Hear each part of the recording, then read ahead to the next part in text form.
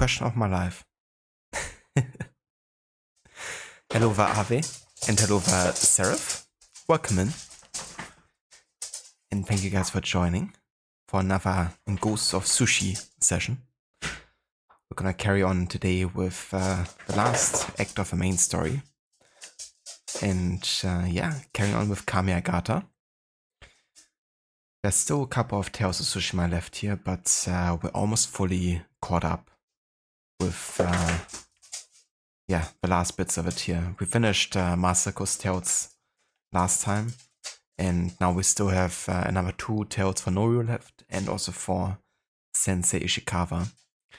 I also want to do the Mythical Tale. This one. I just realized the game is actually muted. Hold on. Right. Now that we can travel back to the previous areas over here, I want to go ahead and also catch up with the Mythical Tale, the last one remaining, in Yarikawa. There should be like a musician to talk to somewhere in the area. But apart from that, we're fully caught up, and there's only like a handful of missions left before we can really focus entirely on the main story. So today, in this shorter session, I would like to focus on, getting all the side stuff mostly done that's still left at this point. And then tomorrow we can fully focus on getting the main story finished and maybe even start on the Iki Island DLC. It's gonna of course depend, how long it's gonna take to get through the end, because there's gonna be quite some difficult parts to get through. Especially the Koten Khan fight, I think is gonna be really tough with a lethal difficulty. So that might, end up being a bit of a obstacle. But we're gonna see how it goes. Get it? How it goes? Hello, Vaave. You're doing good? You got some real good sleep and work ends in about 15 minutes? Oh yeah, that's great to hear, Ave. I also just got through with work for today, so figured we could, make a bit more progress here with last bits of side content. And then tomorrow we're doing a really good long session.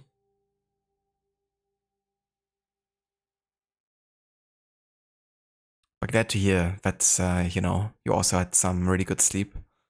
That always helps. And thank you. Yeah, I'm having a good day so far. Been pretty, chill overall. Not really that much happening yet.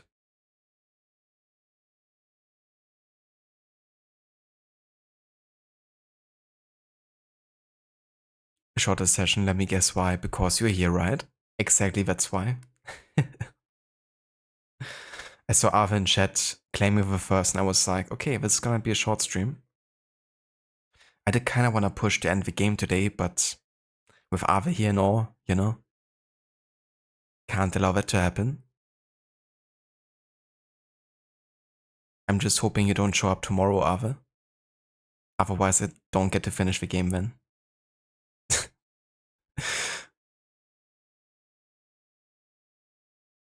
Exactly. Hello there, Ogoki. Welcome in.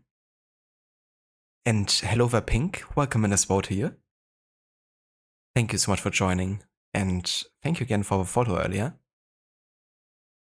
It was quite kind of,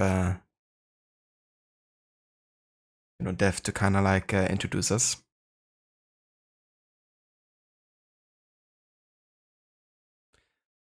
Hope your day is going well so far.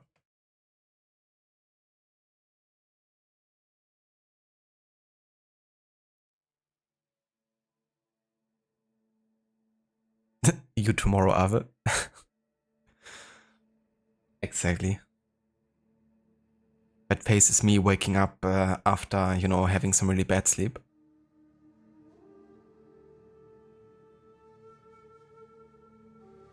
Of course, you just finished it before Christmas. You're trying to get platinum.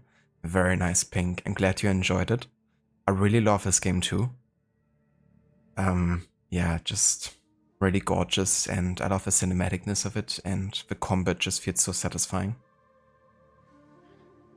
And I've been enjoying the combat even more now with the lethal difficulty, because it makes everyone, including the enemies and you, die much quicker.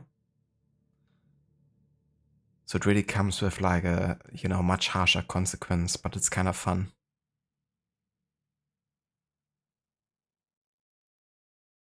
Good luck on the last bits of the platinum trophies. I really thought this game was a fun plat to try. And I don't think it requires you to collect literally everything either, does it? I think some of the collectibles, you don't have to get like everything off.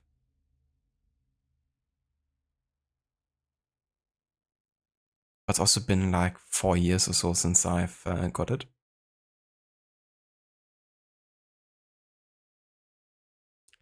You got the platinum, awesome experience. Hell yeah, Ave. I agree. It was actually one of the only games in a long time where I decided to go for the 100% and like get the platinum. But then I also followed it with Spider-Man 2018, God of War, and Miles Morales. But yeah, I feel like, general like getting platinum trophies is like kind of more satisfying on PlayStation. If I'm playing on PC, I couldn't really care less about achievements. But given this game, I kind of had to play on PlayStation because the PC release was still far away. Yeah, definitely was motivated.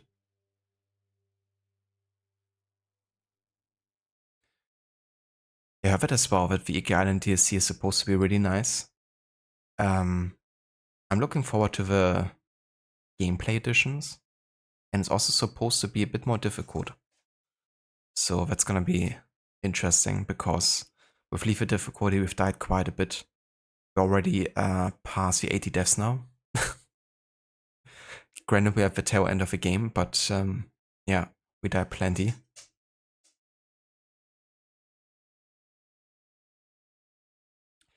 Hello there, Mr. Molle. Welcome in, dude. Thank you so much for the raid.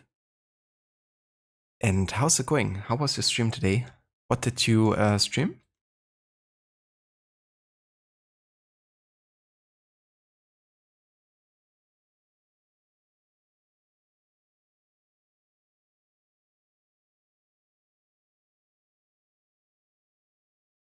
You only have a few games that are platinum. Yeah, same here. I haven't really platinum that many games.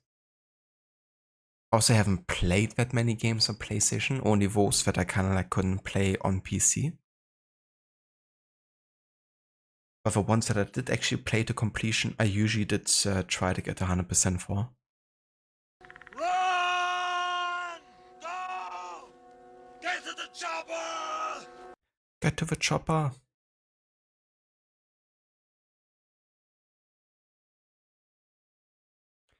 You're facing the dilemma of your life, Ave.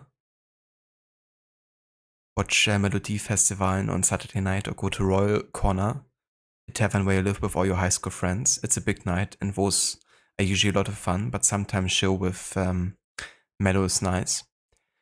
Yeah, that's definitely fair. I guess, the question is like, do you have a chance of catching up with your friends anytime soon? Or can you like go to the festival sooner than, seeing all of them? But either way, like, I wouldn't blame you if you just wanna hang out at a festival. Because sometimes socializing can also be a bit tiring. But yeah, I mean, do you have like a preference?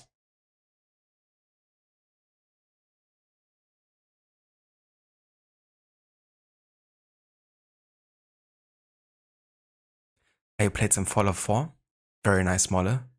How's that going for you? What kind of playthrough were you doing with that game actually?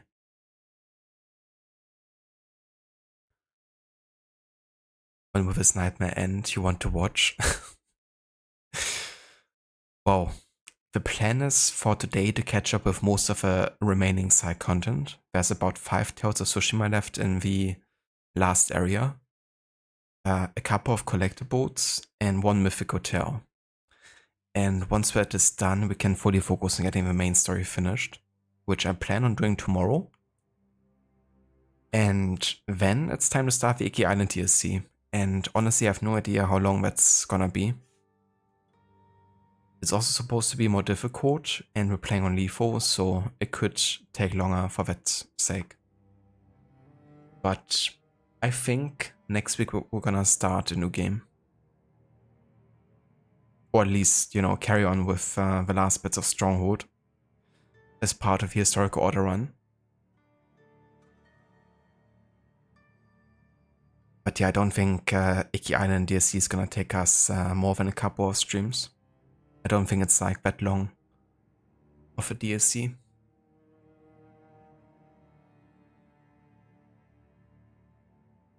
I'm doing good, Molle. Thank you for asking. You're having a nice day so far. Just got done with work, so figured, we could do a short session of some Ghost. Set ourselves up to finish the game tomorrow. At least, the main story.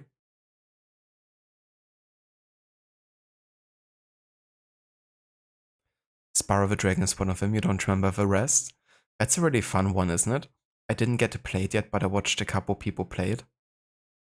It looks really fun, just like running around, collecting stuff. Have some casual fun.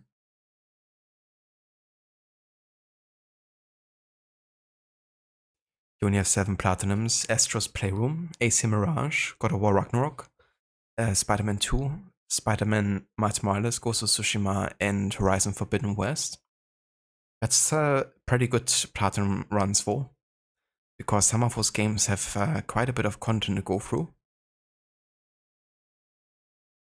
Like Forbidden West seems like a pretty long game. And God of War Ragnarok isn't that short either, is it?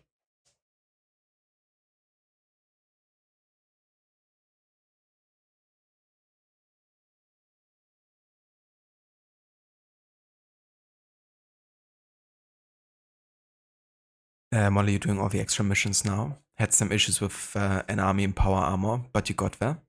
That's nice, dude. I'm glad you got past it. That's always a satisfying feeling when you kind of like, struggling, but find a way, kind of deal with it.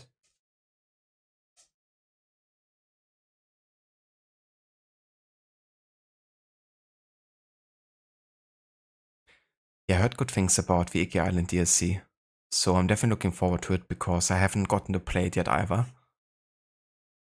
Even though I did play the game twice already. But yeah, when I first played it, I played it on the PlayStation 4, as well as for the New Game Plus run. And there I didn't actually have the DLC. But since the PC version kind of like comes with it automatically, now we have a chance to play it.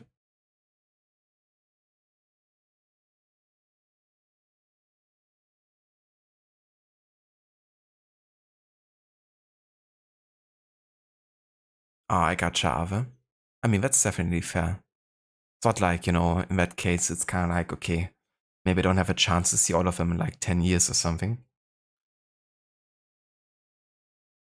And I mean, if it's like lots of people meeting, then there's a good chance you're not gonna have a chance to talk to everyone either way.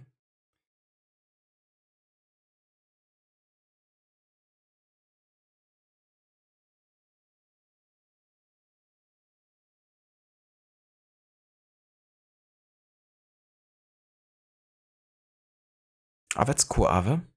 It's nice when you kind of like don't even focus on getting the trophies, but because you enjoy the game so much, you naturally kind of like end up getting them.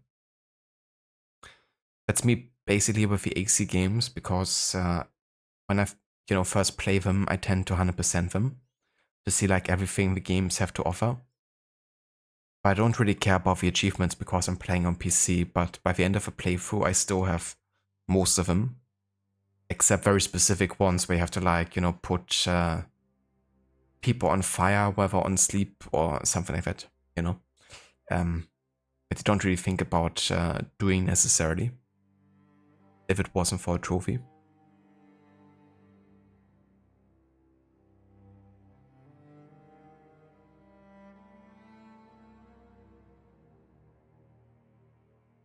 I watched Amita play a bit of God of War Ragnarok, and definitely seemed like it had a decent amount of content. And some of the bosses, they definitely kicked his ass at times. I'm not too sure if there's like a level curve or something where you have to have like a certain level of equipment to be able to sustain damage better. But there's some of them hit really hard.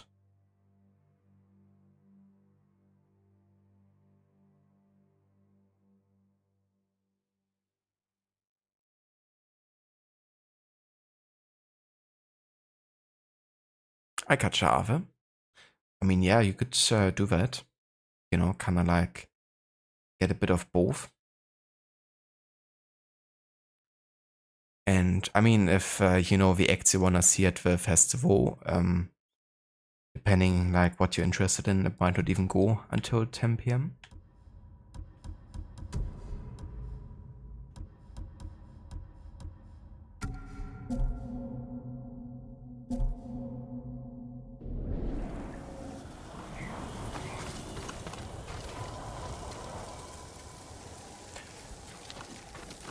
Yeah, that's fair. I mean, if you're already used to like Souls-like and you have like a passion for playing them, then dealing with boss fights like in God of War Ragnarok is probably, you know, second nature.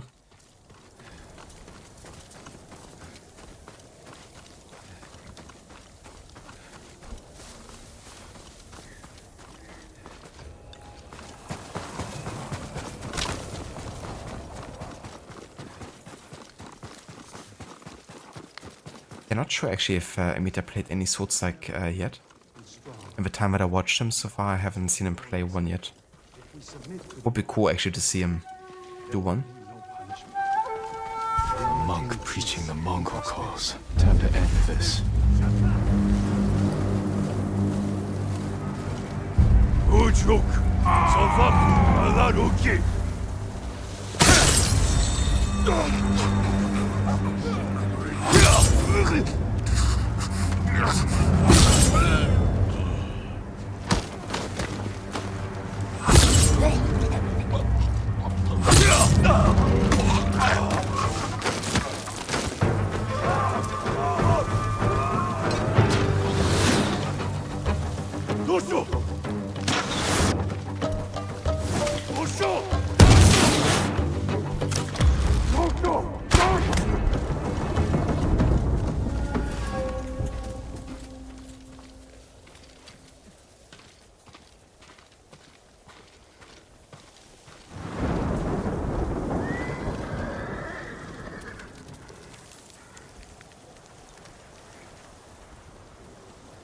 Did understand the way of a Souls player who, after so many deaths, it's the natural transition you go through. You gotta die a couple hundred times, and then you come out stronger.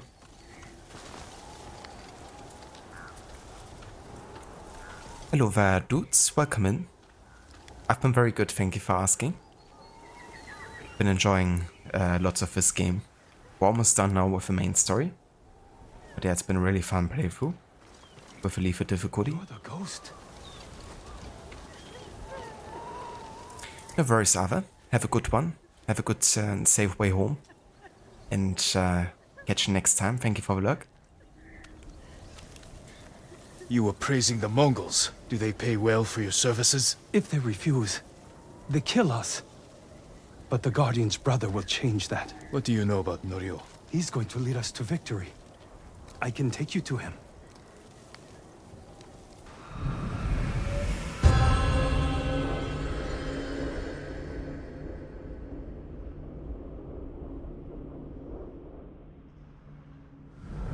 Quickly. This way, my lord.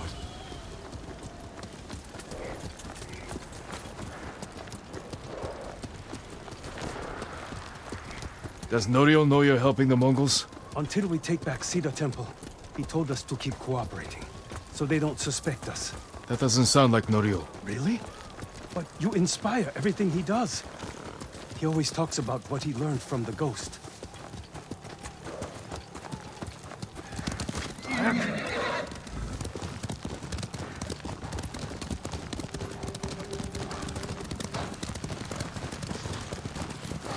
What are you doing back here, Dolce? I brought the ghost!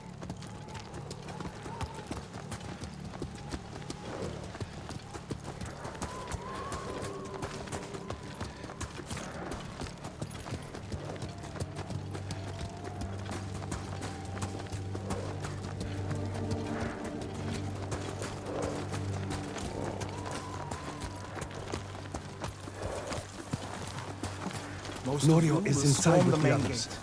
Draw their attention. We send small bands up each side to flank. Use the tree line as cover.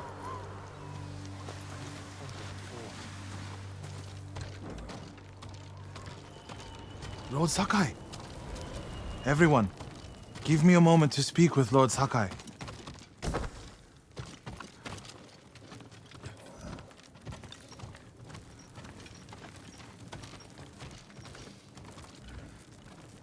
Kind of funny seeing how his weapon clipped through the, door frame. Because I was like, does he actually get to go through there? With a weapon this huge? You arrived just in time. This way.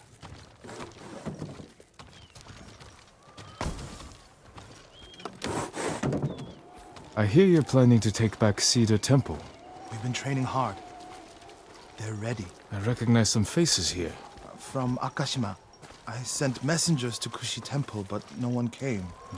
After all we did there. We can free Cedar Temple without them.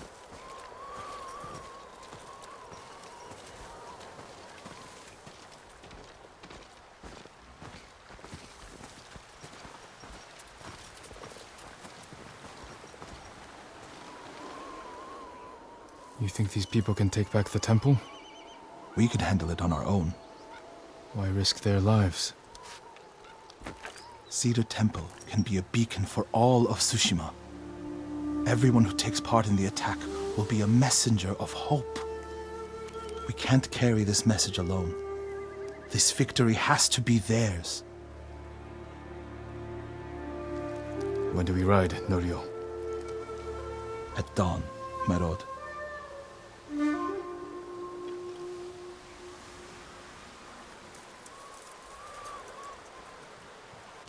We ride for Cedar Temple with the ghost!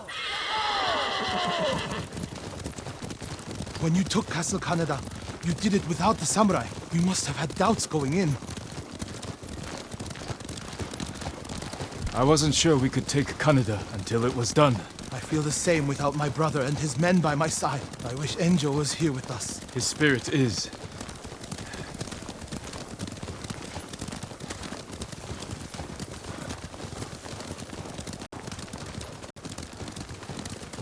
Compensation for something else more.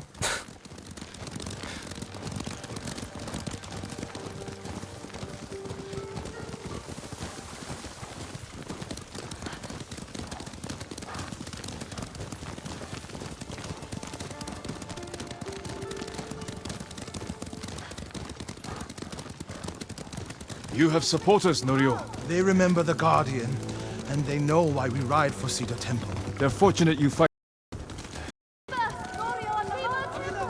We should get off the road. This way. The temple is just ahead, through the cedars. Are they holding any monks hostage? No. One reason I told them to cooperate, reduce their risk when we attack. Good thinking.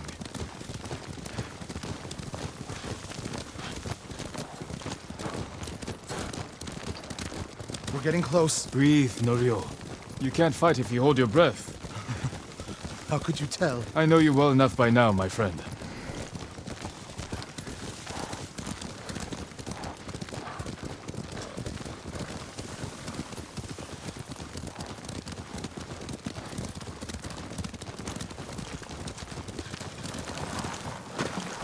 Norio and the ghost. We came as soon as we could. It's good to have Kushi Temple with us. Cedar Temple, Akashima, and Kushi stand together as one. You'll attack through the main gate? Yes. Draw the Mongols' attention while the others flank. What do you want me? My lord, this may be my plan, but you should fight as you see fit. All of you, follow me. Stay close.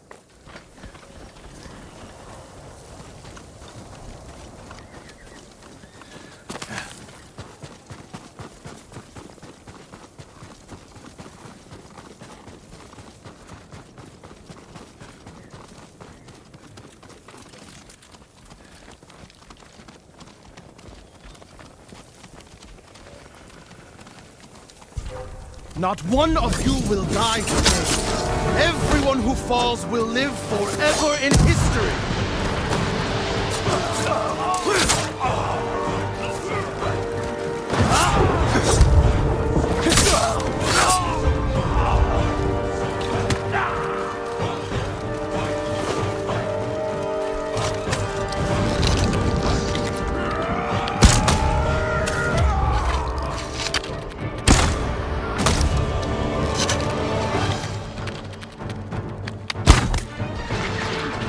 Watch out!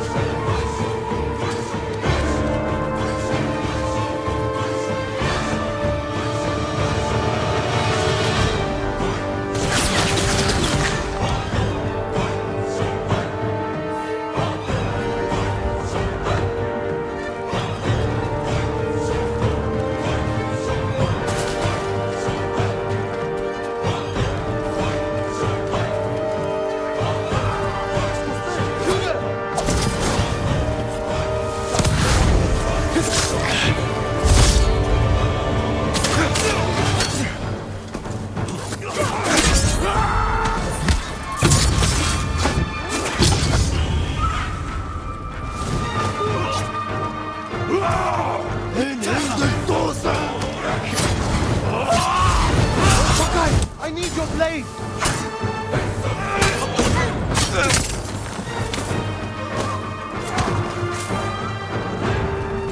You won't hold out much longer!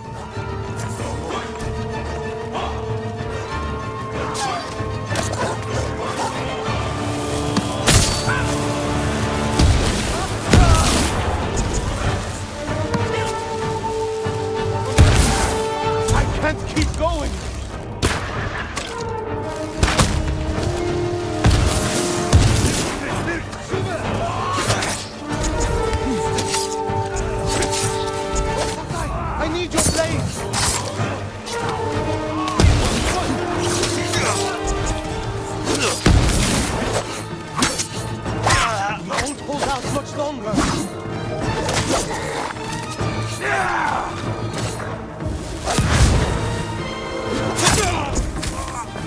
I can't keep going! The spear guy is actually insane. Like the timing on the parry.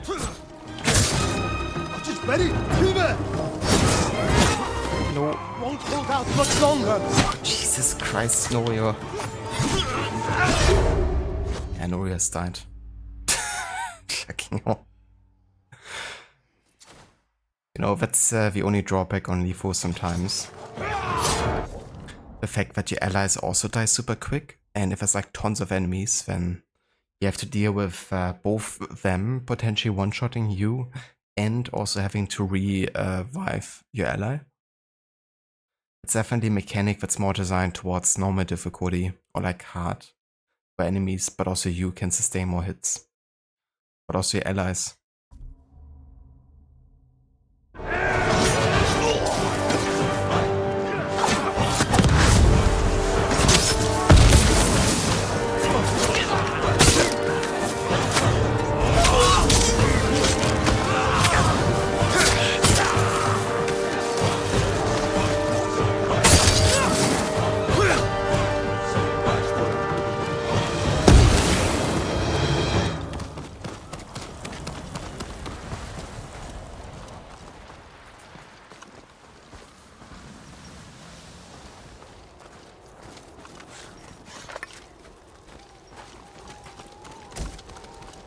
Lord Sakai.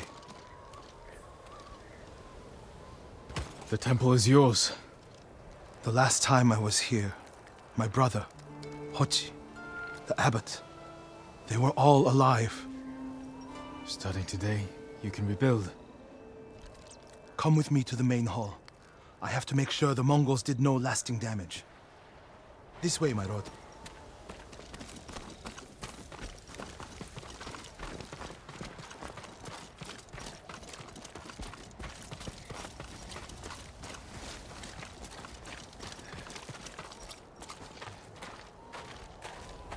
Norio! Lord Sakai, What's wrong? do not go inside the main hall. Get a hold of yourself. Whatever the Mongols destroyed, we can rebuild. The hall looks fine from the outside. Uh-oh. What's inside? Nothing damaged or stolen.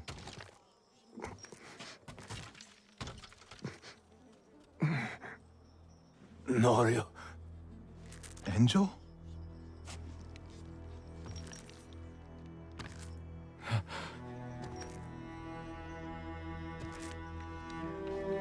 When they took you out of the pit, I thought... The Mongols promised to spare you. If I told them everything. I'm here, Angel. It's all right now. I told them about the abbey. Ochi, Kuchitsera, Inakashima. It doesn't matter.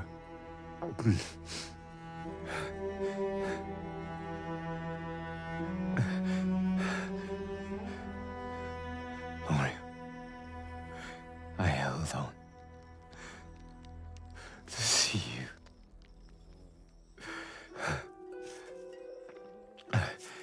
But I can't live like this. Yes, you can. Please, brother. Please.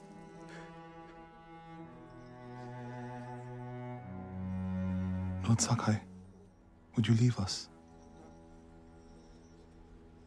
Yes.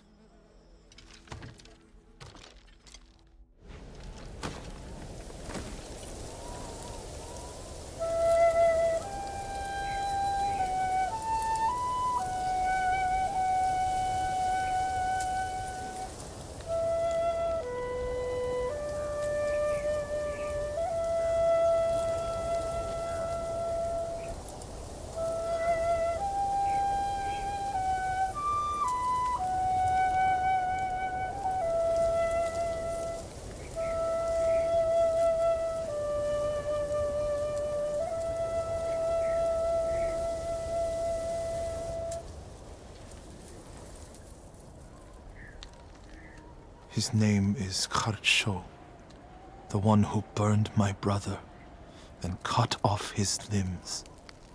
This Haricho, he's among the dead. Not yet. Norio, Your brother was the Guardian. He died a hero. No, he didn't. I can find out where this Mongol coward is. But then I'll need your help. You'll have it. When the snow lets up, we'll hold the funeral.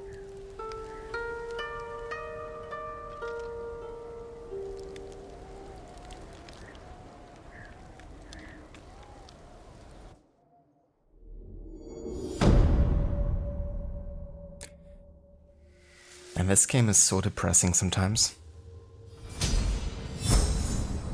Well, most of the time, to be honest.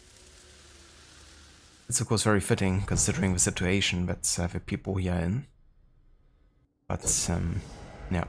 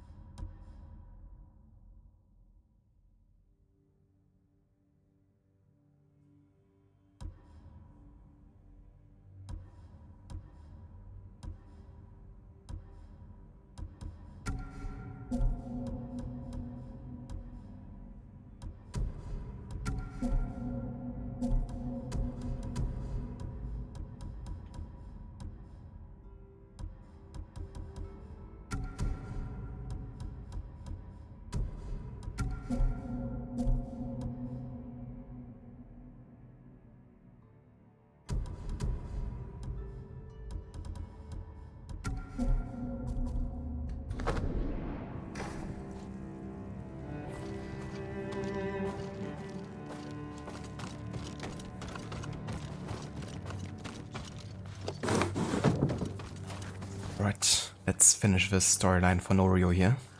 My lord, can I help you? Find the person responsible for Enjo's demise. I'm looking for Norio. Where is he? He brought his brother's ashes to a cemetery. It's in the hills to the south. I'll look for him there. Thank you.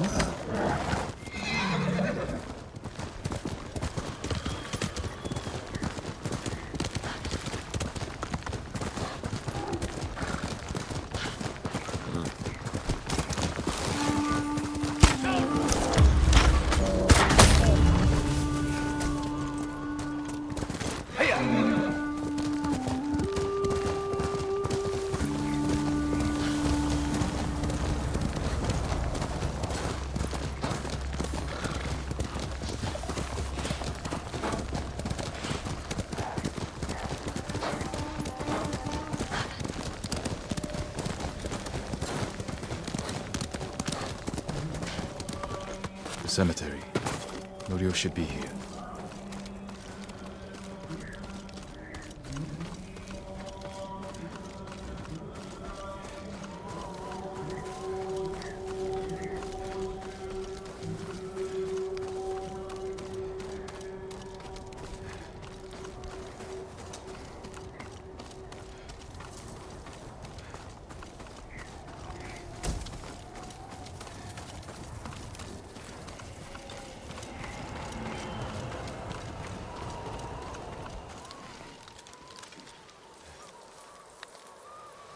Enjo's urn. He liked the open air better than the pagoda at Cedar Temple. The Mongol you're looking for. Haracho. Have you found him? He's not far from here. Norio, Cedar Temple needs your leadership. This comes first. Revenge is not the first duty of a monk. Before I was a monk, I was a brother. Don't do this alone. Let me help. If you wish.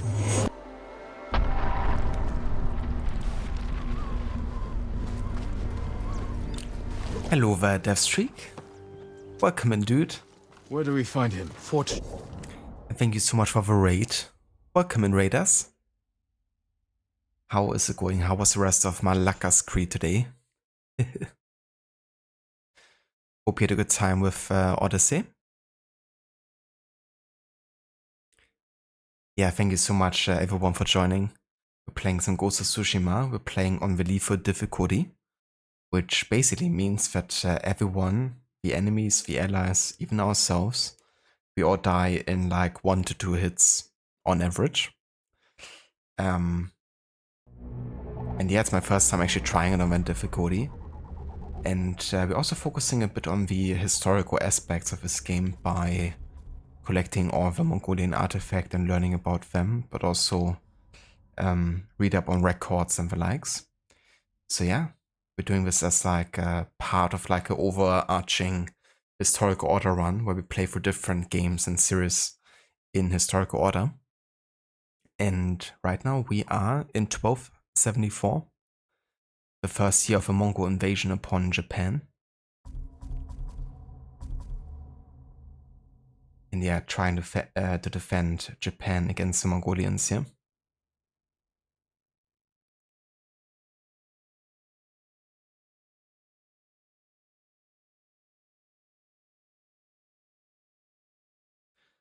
Malaka's Creed went well. In a plague. Amazing. That's a perfect ending, isn't it? It's like, yeah, everything is fine. Let's leave it at that. But that's great progress, dude, you know, getting to that part, because that's quite late into the main story. Or at least quite far ahead into it.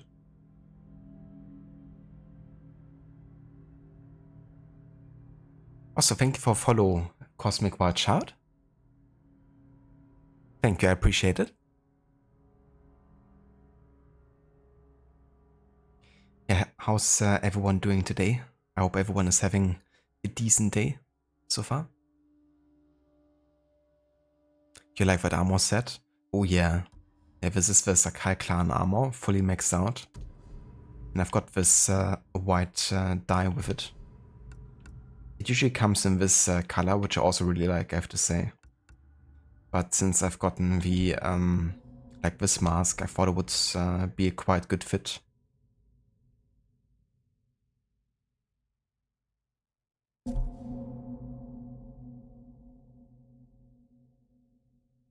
Perfect ending, felt like real life. Yeah, I mean, considering nowadays, it would definitely be fitting.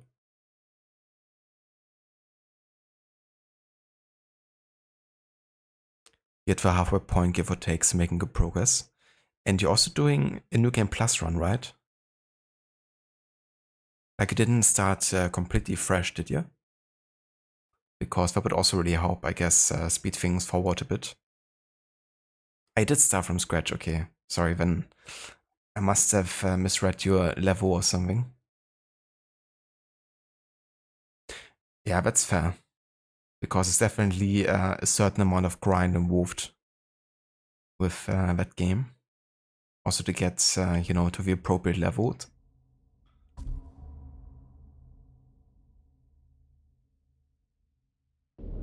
Shoni, You're sure he's the one responsible? when I find him, he will pray for a quick death and his cries will go unheard. If the situation were reversed, I have a feeling Enjo would forego revenge. If it were reversed, I'd be dead and the Guardian would live. Tsushima would be better off. Go back to see the temple. Let me take care of this. You're not talking me out of it. I don't want you to become Like what? You? like so many others who have been changed by this war. It's far too late for that, my lord. Sorry, Norio. We're gonna talk more about your revenge soon. I gotta collect the singing cricket. Priorities and such.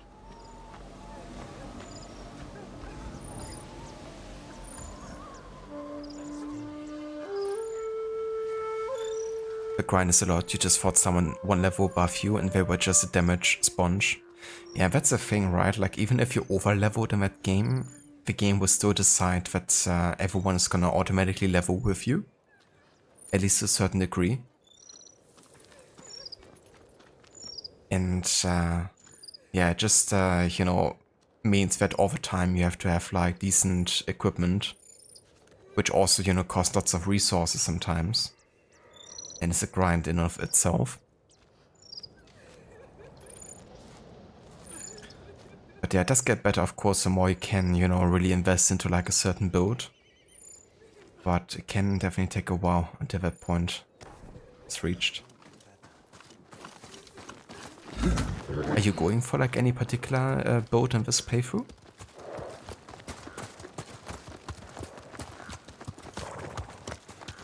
Oh yeah, that's a very death streak. Sounds good. I definitely hope that, she had a good day. The Little Death. That's a nice nickname. And, yeah, definitely go do that. Spot down here where you can see the fort. Hope you guys have a good, safe way back. I put everything you taught me to good use tracking Khasho, What does he look like? like every other. Ah, sounds good. So the Wolf of Sparta sword. That's the one that boosts the Sparta kick as well, doesn't it? Which is always a fun ability to use. But yeah, sounds good, dude. Thank you for the lurk. Have a good one. And catch you next time. And thank you again so much for the raid as well.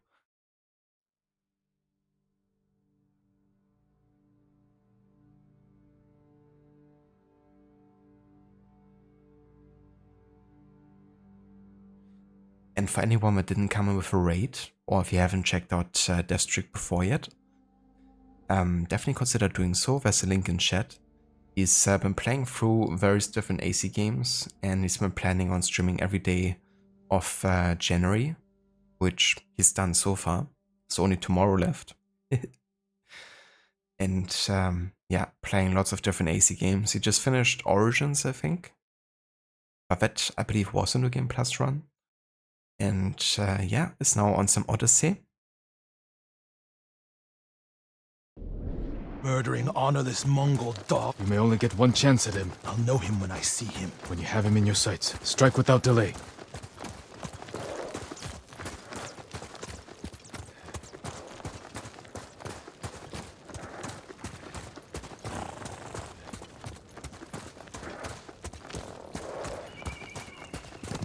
Here! Dogs, get away from there! Norio! Please, we were just hungry. Spare us. We're leaving. Norio, they weren't a threat. Maybe. They're definitely not now. They should have known better. Norio's descended to madness. Advance and reach Nirvana. Retreat and find hell. What's that from? A prayer Enjo inscribed on this Naginata after he saved Kushi Temple from bandits. And became the Guardian. He suffered more than either of us know. But he held on so he could see you. Do you know what his last words to me were? I was wrong. About what? I'll never know. I'm gonna put some dirt in your eye. Harsho's last words will be a howl of pain. We should get some rest, Norio. I want to see the Alliance tomorrow. map. You're right, my lord. I'll save my strength for Harsho. Please no. Please don't show me the Alliance map.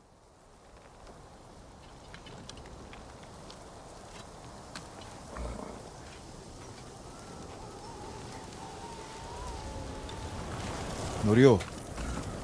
Where is he? Damn you, Norio.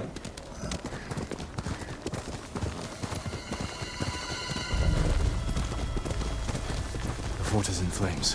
What did Norio do? Lord! Please, help! He's gone mad! What happened? Norio! At first, when I saw him, I thought my prayers were answered, but... Return to Cedar Temple. I'll handle this. Uh-oh.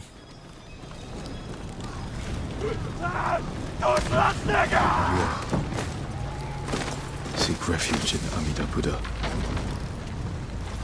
Who did this? Norio! He's lost his mind.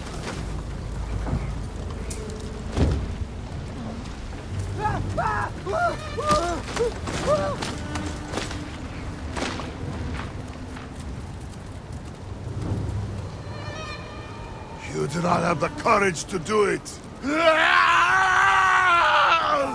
Burn! Burn for your crimes, butcher!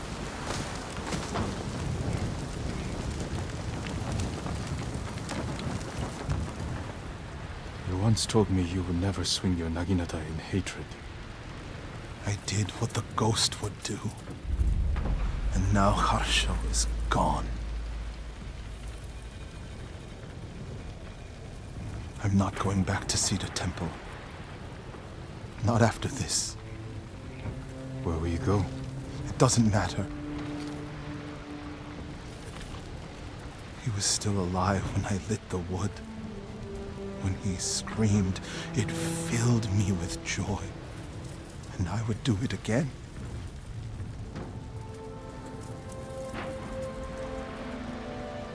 I'm no longer a monk. You don't get to give up. We all have regrets and broken promises. But this island needs you. The last warrior monk of Cedar Temple.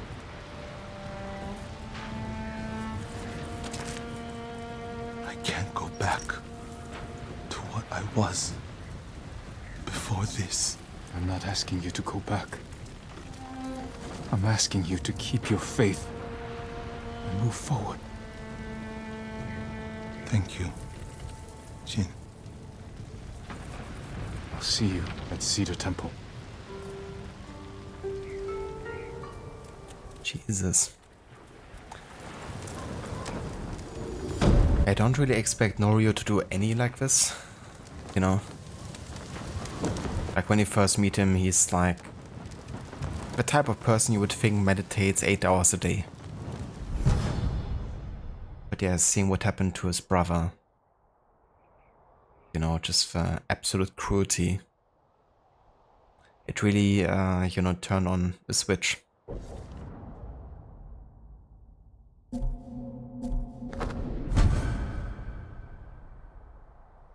We receive the chaos happened, referred by those who saw confusion and fear in the ranks of enemies. I like it.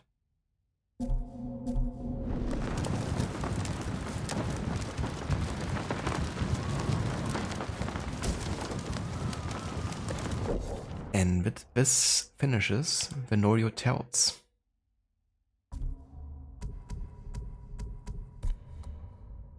Yeah, that's 9 out of 9 done there. So the only one missing now are the last 2 Ishikawa Tells.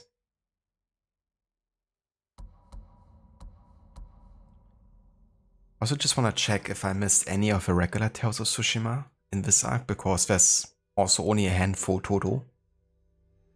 By far the least amount of Tales of Tsushima.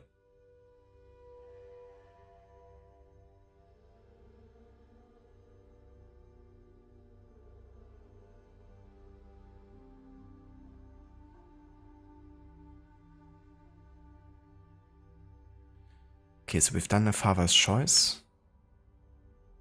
We've done Fit for the Khan. We've done Hidden Snow.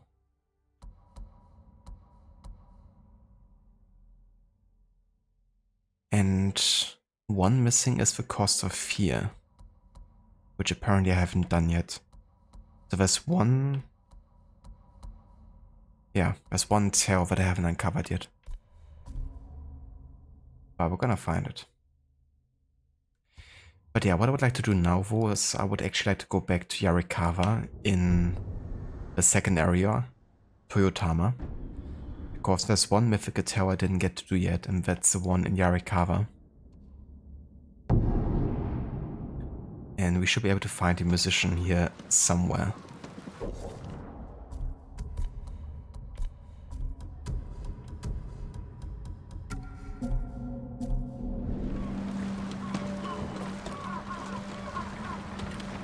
Just a question of where they are.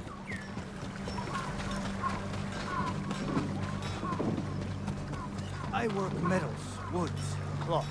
I have goods of all kinds.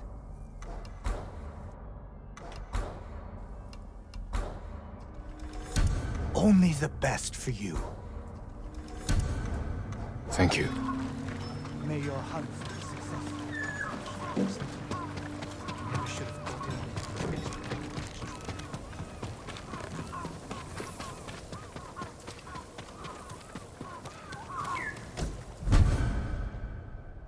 Got a new mask, Benasu Baba's Wrath. Demonic visage for fearsome warrior.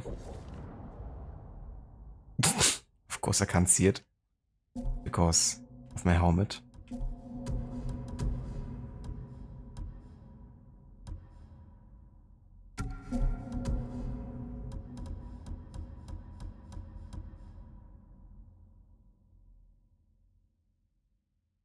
Yeah, it looks pretty cool.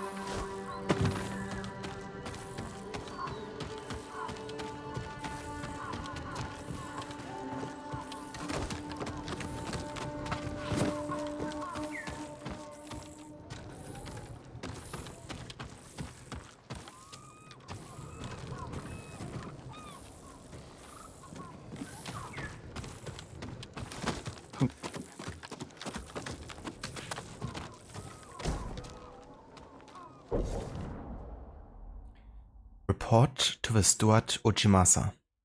Sir, there are rumors the nephew of Vegito may approach you with an offer to join his uncle, who has somehow pushed the Mongols out of the castle Canada. I advise you not to make any rash decisions, one way or the other. Your stronghold will not fall. The longer you hold out, the more leverage you have to make a deal with the eventual victor, whether that be Vegito or the Khan. The best possible outcome may be to wait until both sides weaken each other. Then you move to bring all of Toyotama and perhaps even Tsushima itself under your control. Please consider all of these options. Your faithful servant, Kiyoshika Yarikawa. Interesting. So the, remains of the Yarikawa rebellion would have plans and designs, of course, to take potential control in Tsushima. Once there's a power shift, to kind of step in and take it. Jin Hattai. Yeah, that head is truly something to behold. Did also find some Mongolian artifacts here. Dishware and pottery. While ceramics and pottery are well-known products of China, these fragile materials are ill-suited to the Mongols' nomadic lifestyle. Containers traditionally used by the Mongols are made from wood, metal, and leather. Gunpowder. Derived from Chinese firearms and gunpowder weapons, Mongol cannons and bombs are a core component of their arsenal. An illustration of gunpowder warfare in action, the Mongol invasion of Japan showcases many well-documented examples of explosive bombs.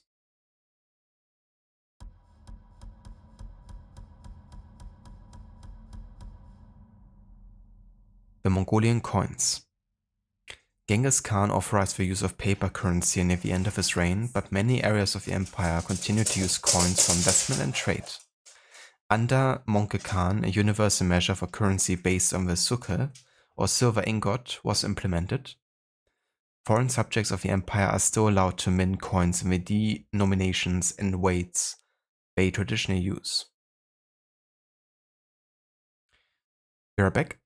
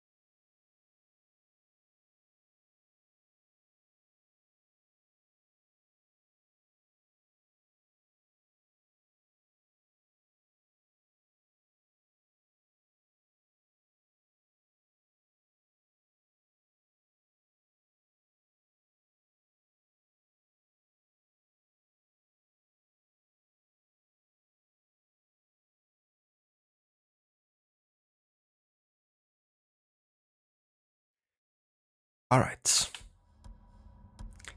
Then we have the Hawacha. As the Mongol Empire has expanded, it has drawn upon the military and engineering expertise of conquered regions across the Asian continent. One example of this is the Hawacha, a siege weapon first developed in Goryeo, Korea. The Hawacha is a mobile cart capable of shooting dozens or even hundreds of arrows in a single volley with a range of up to several hundred feet.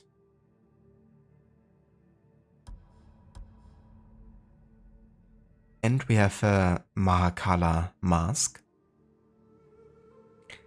Revered in Buddhism as a guardian deity, Mahakala is depicted in many forms, but most often as an imposing presence with a black face, 3 eyes, and a crown of 5 scouts, believed to represent the transmutation of negative afflictions, the 5 kleshas, into the 5 wisdoms. Mahakala's incorporation into Mongolian shamanistic rituals is just one example of the impact Tibetan Buddhism has had on the nomadic tribes of the Asian steppes.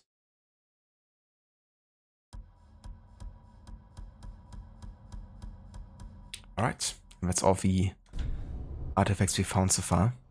So missing 9 Mongolian artifacts and 7 records at this point.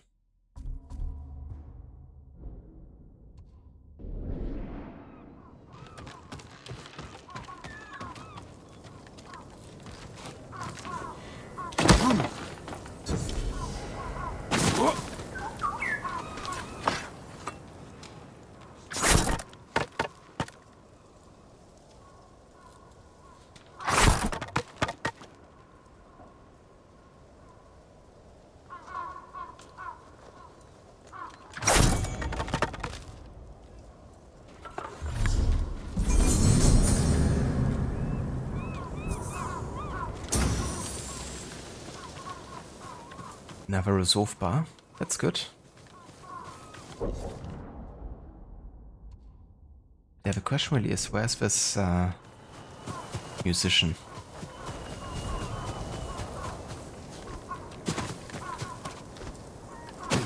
That looks like a hot spring.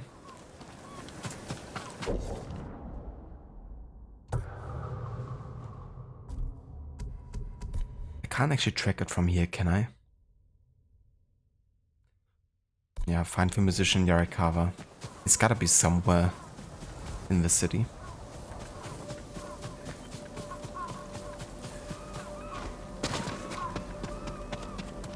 Just gonna have a thorough look everywhere.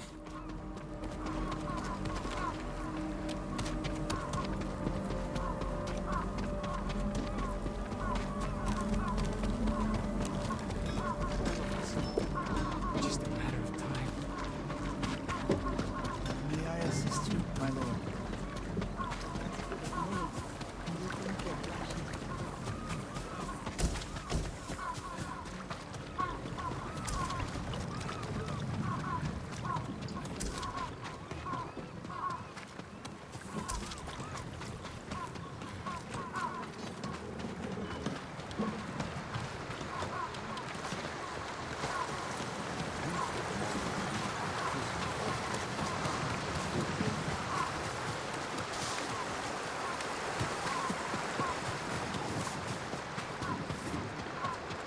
I could be wrong, but I don't think he's actually inside Yarikawa, which is why I missed him. He's probably like someplace outside of Yarikawa. Improve your blades, my lord.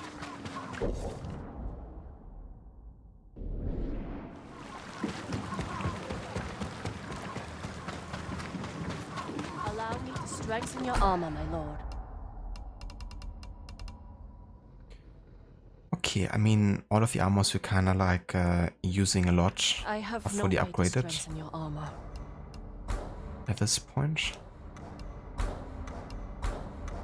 So I'm gonna go and keep on upgrading the Hadayori's armor here. This will protect you.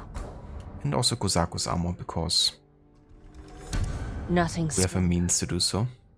We can even fully max it out as well. I mean, Goodbye. do I actually have all of my bows fully upgraded, I wonder? The half bow is? The long bow isn't. I'm actually still missing one waxwood, apparently. But that's quite rare. You don't find it that often. I mean, I've only found 3 so far. So we're just gonna go and upgrade the Kozaku's armor for now. This will keep you safe. Then we have all the armors we have in the game fully upgraded.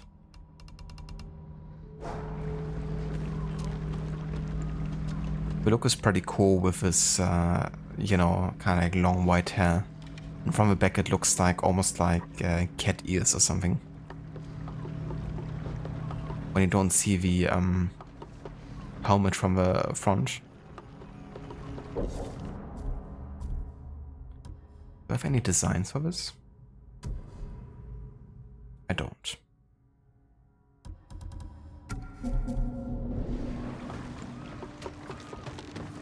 Stay strong.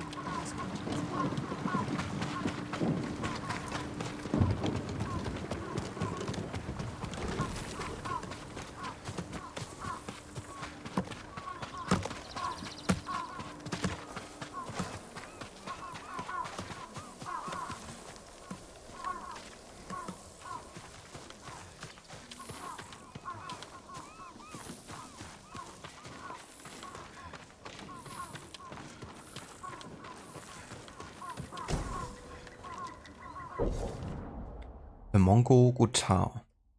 Traditional boots worn by the Mongols, Gutao are made of embossed leather cowhide with hand-sewn soles constructed for maximum durability.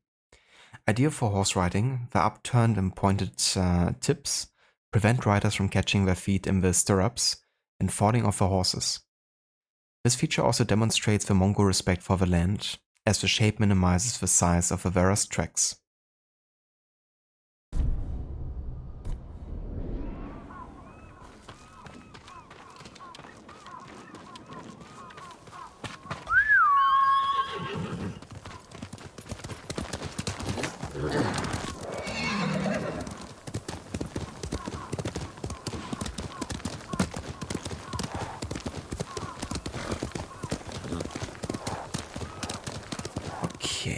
I have no idea where this quest giver is, so I'm just gonna Google it.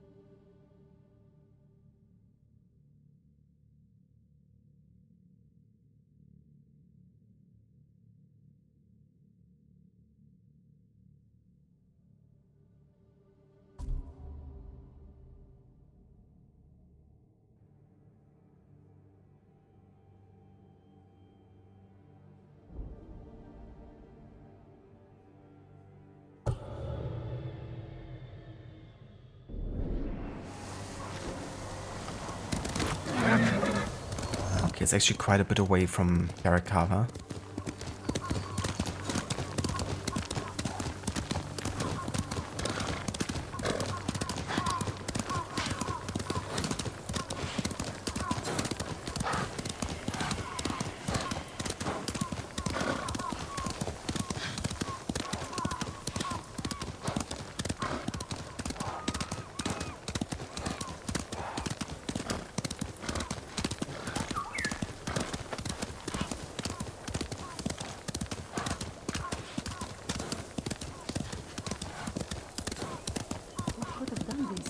Must be the spirit of Yarikawa's vengeance.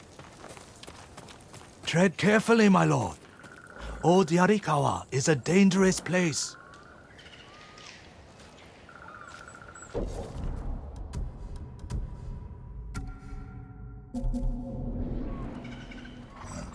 What happened here? We were coming down the road and heard screams. By the time we got here, it was too late. They must have killed each other. No, it was the spirit of Yarikawa's vengeance. Spirit? You know some of the tale, but not all. Long ago, the samurai of Clan Yarikawa were the most skilled swordsmen on our island. In every generation, one lord was taught their family secret, a deadly technique called the Dance of Wrath that could cut through any foe's defense. The Dance of Wrath found its greatest master in Lord Tokiyasa Yarikawa. Though beloved by his people, he resented Clan Shimura's power. Desperate to seize control, he set off a bloody rebellion that claimed countless lives. Lord Shimura's father and brothers fell to Yarikawa's Dance of Wrath technique. But with Clan Sakai's aid, Shimura put down the rebellion and executed Lord Yarikawa. Before he died, the traitor vowed to avenge his conquered people from beyond the grave. Now they leave offerings to his spirit at shrines in old Yarikawa's ruins. They beg for their enemies to die, and the spirit of Yarikawa's vengeance answers their calls with the Dance of Wrath. You believe these men were killed by that spirit? They were merchants known for cheating their customers, profiting from deceit. So someone prayed for their deaths? The shrines overflow with offerings to the spirit, begging him for bloody retribution. How do I find these shrines? People burn a handful of straw and flower petals to make smoke, so the spirit finds their prayers. Look to the sky, my lord.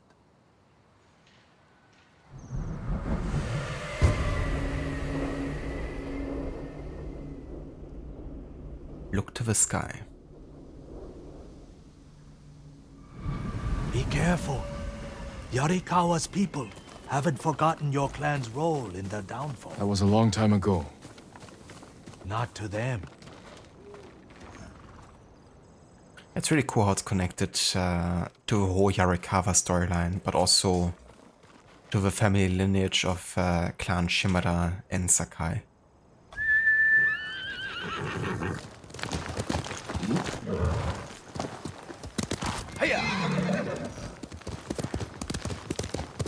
Okay, so we're looking for white smoke then, is it?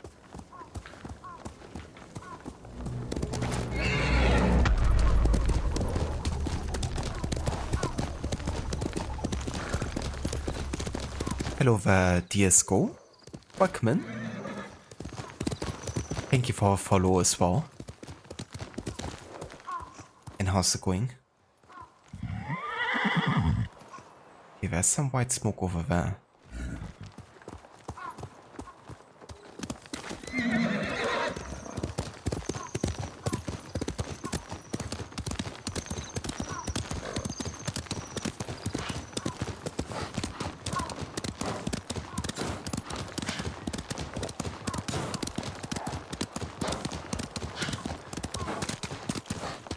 Doing good, you're installing Ghost of Tsushima right now. What about you? Oh yeah, dude. That's great. Have you played the game before? Oi, fuck off already. Have you played Ghost of Tsushima before? Or is it your first time?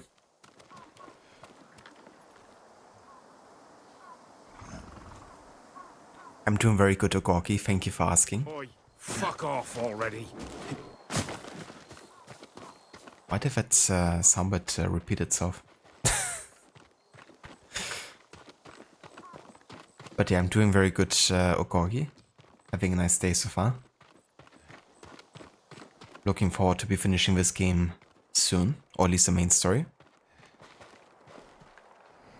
Your first time? That's awesome. I hope you have a great, time once you get to start it. I love this game. Really do. Someone left a message for the spirit of Yarikawa's vengeance. The Mongols enslave our people. They camp along the Kushi River, not far from the shrine. Destroy them. The Mongols enslave our people. They camp along the Kushi River, not far from the shrine. Destroy them. This is my fight, not the spirits.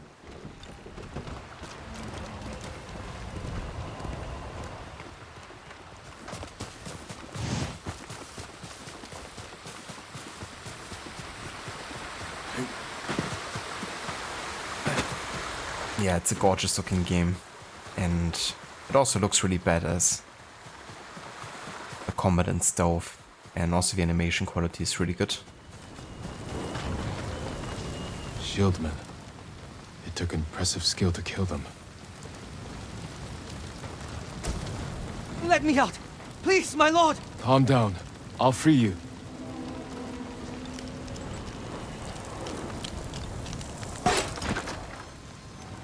Tell me what happened.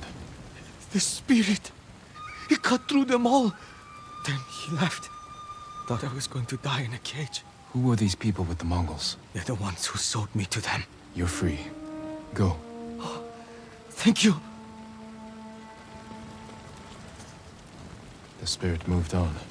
Perhaps to another shrine.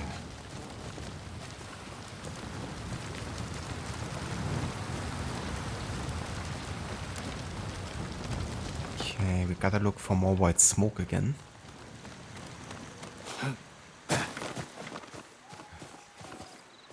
Look to the sky.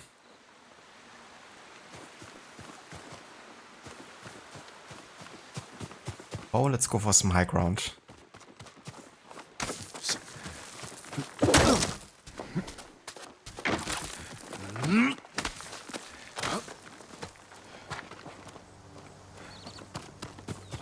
Over there.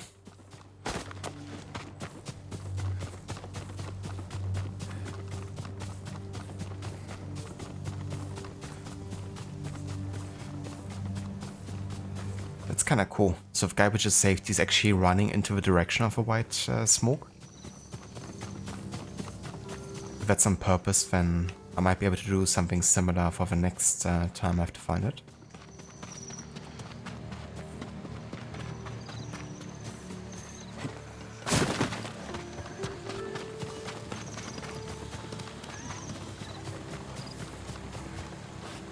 A shrine to the spirit of Yarikawa's vengeance. Someone left a message.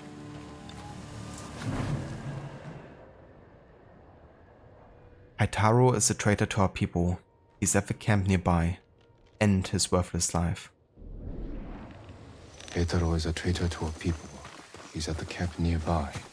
End his worthless life. They must mean the survivor camp.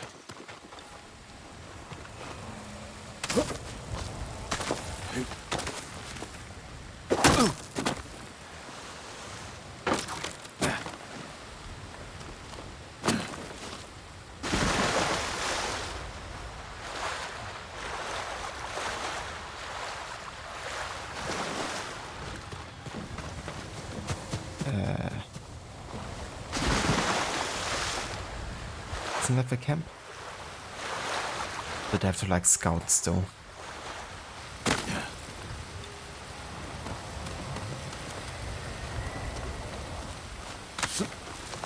I guess not.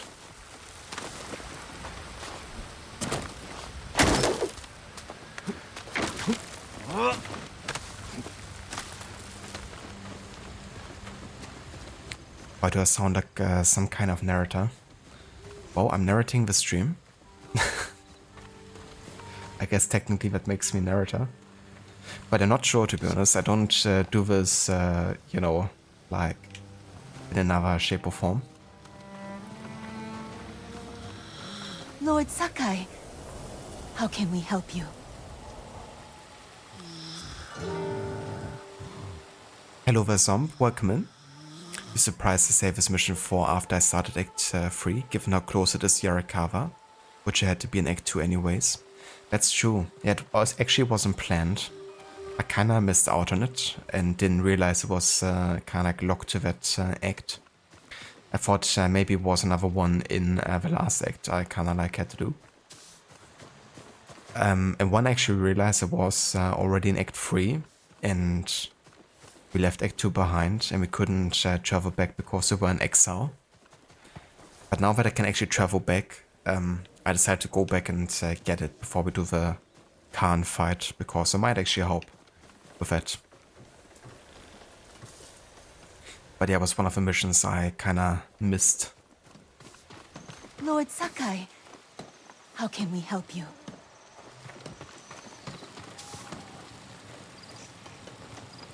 Which one of you is Heitaro? I am. Someone asked the spirit of Yarikawa's vengeance to kill you. Why would they do that? He's a Mongol spy. Sneaks off every night for hours. Won't say where he goes. I've done nothing wrong. If you're helping the Mongols, I will find out. I would never do that. Please, let me prove it. Make him confess, my lord. I'll explain, but not here. Follow me.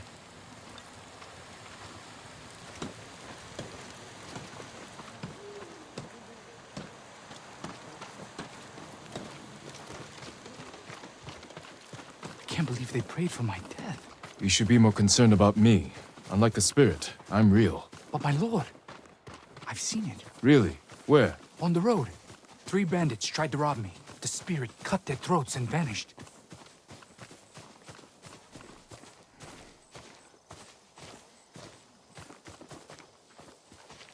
This is where I come at night, my lord. A grave. Who's buried here? His name was Tojiro. We were close. But his wife and family were at the camp. I can't explain why I visit without hurting them. I understand.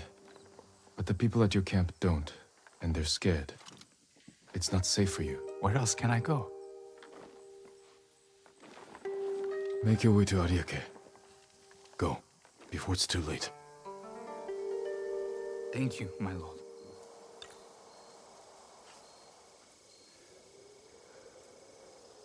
Is Eternal Blue Sky my next story mission then? Let's see. My next story mission is a Gathering Storm. So the preparation and attack against the Khan's stronghold.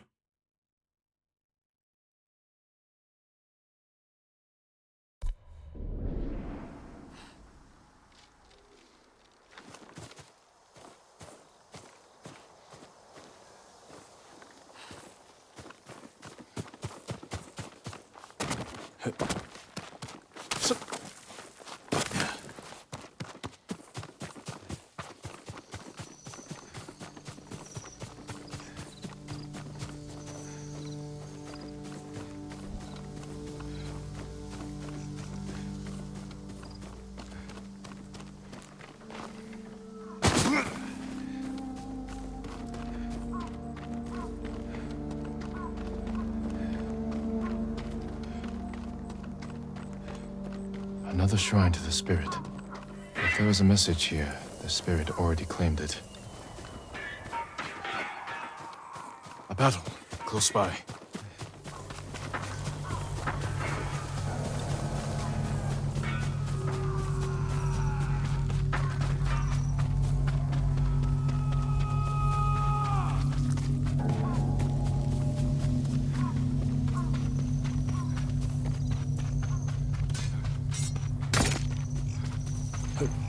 Spirit.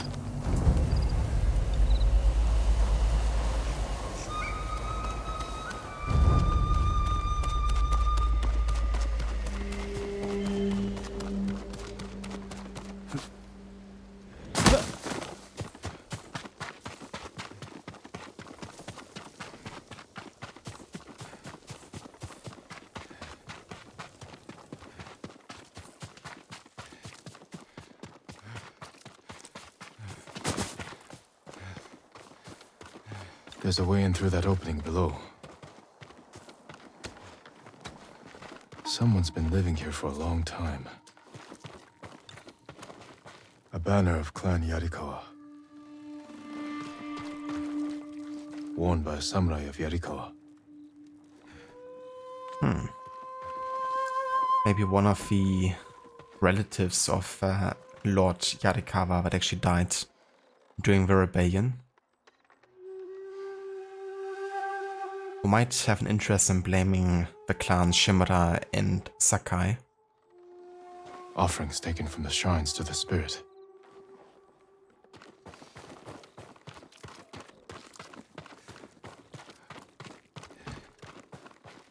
Ugh, infested with fleas.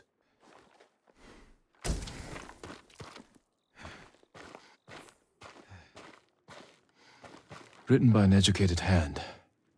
But the words are nonsense. Something about Lord Yarikawa being alive. Did a samurai of Clan Yarikawa survive? I have to find whoever this is. Need to look for another shrine offering.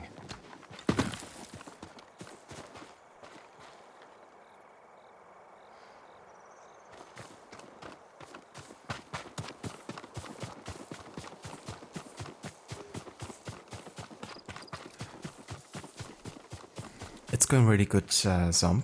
Thank you for asking. Been having a nice day so far. How's it going for you?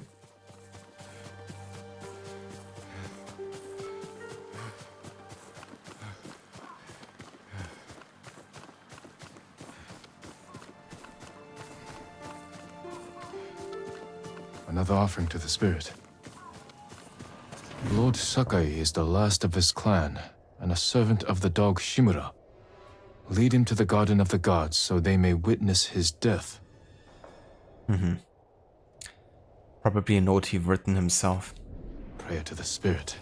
To kill me, I'll go to the Garden of the Gods and end this.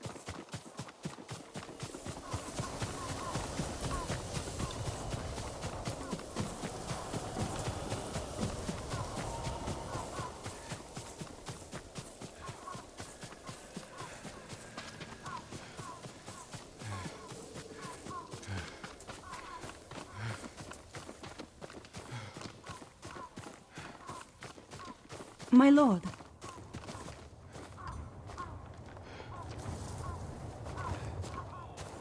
What do you know about the Garden of the Gods? Only that it's a beautiful field of white flowers.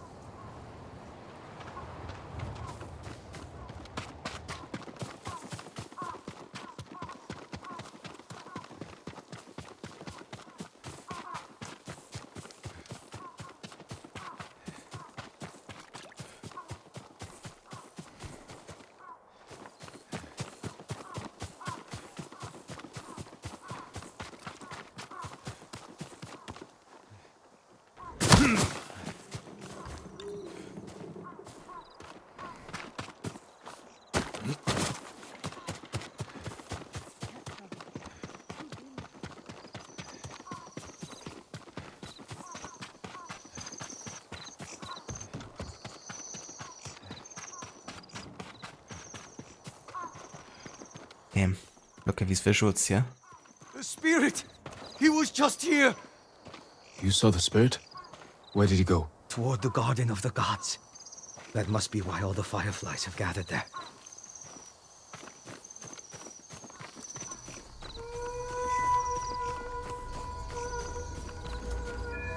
Love the visuals in this mission.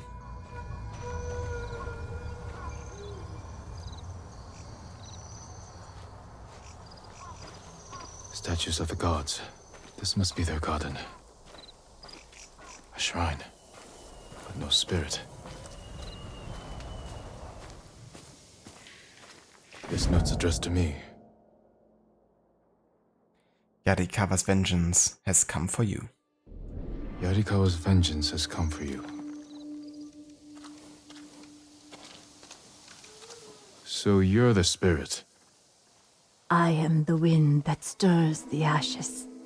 I am Yarikawa's vengeance. You spill blood using a technique that died with the clan of traitors. Who are you? A samurai's daughter? Did you survive the rebellion?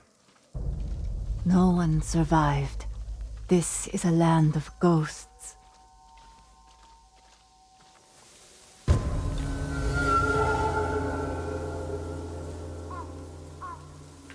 Who asked you to kill me? The peasants who bow to you. The merchants who smile as you pay them. All Yarikawa prays for the death of Clan Sakai and Shimura. Not everyone. Some forgive. The rest weep for revenge. I will bring them comfort.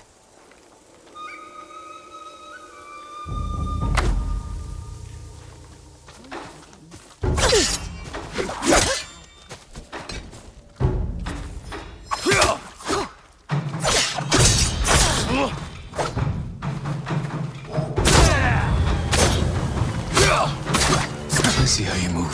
Yarikawa is your grave.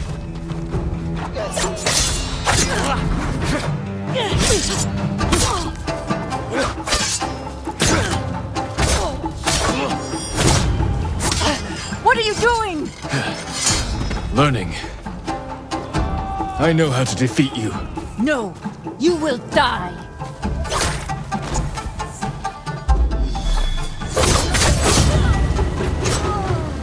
You are a great warrior, but you let rage blind you to the true enemy. The Dance of Wrath belongs to me now. I use it as you should have.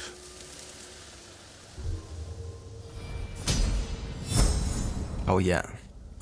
Love that ability. Also got Omokada's Revenge. Inhuman strength and a venomous onslaught. I mean, that's a really unique design. Kinda like it actually. Looks quite colorful and fancy, but I do like it. Just gonna be difficult to actually match it with an outfit.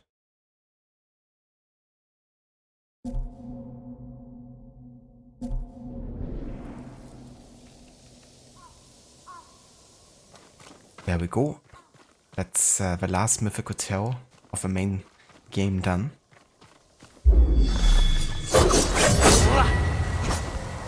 But now with a new ability as well.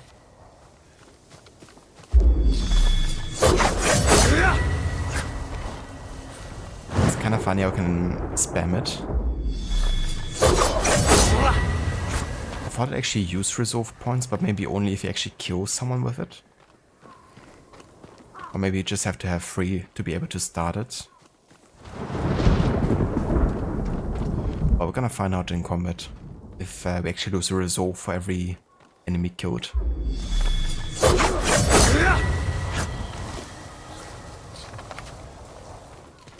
As well as throughout the game. That's true. I mean, yeah, this game has great visuals in general. But I quite like them during that duel.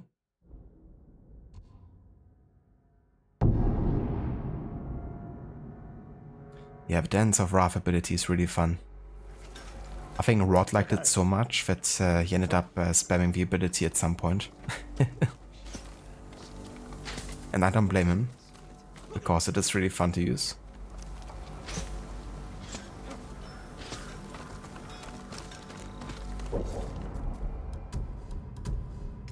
Alright, but yeah, back to Act 3 here. Let's go ahead and finish with Sensei Ishikawa missions. We got 2 more left for him.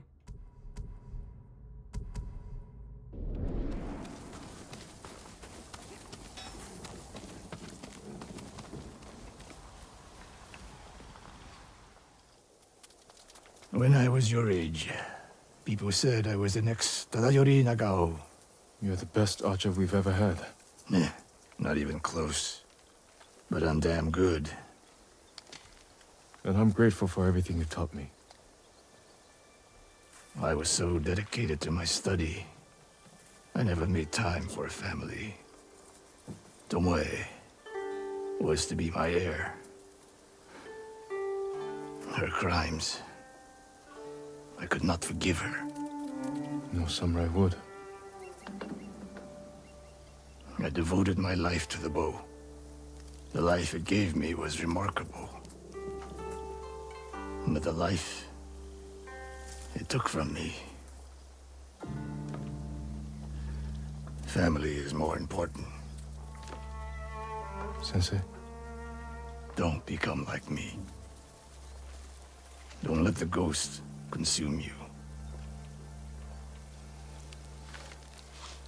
Hey, Tomoe is somewhere in Kamiagata. A last-ditch effort to rally the Mongols and restore her reputation. If she's here, we will find her. And end this. Yes, we will.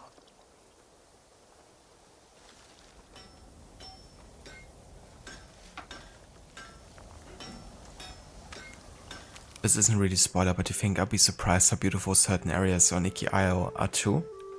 I've seen like a bit of a DSC, and I have to agree that from what I've seen so far, it looked really, you know, gorgeous.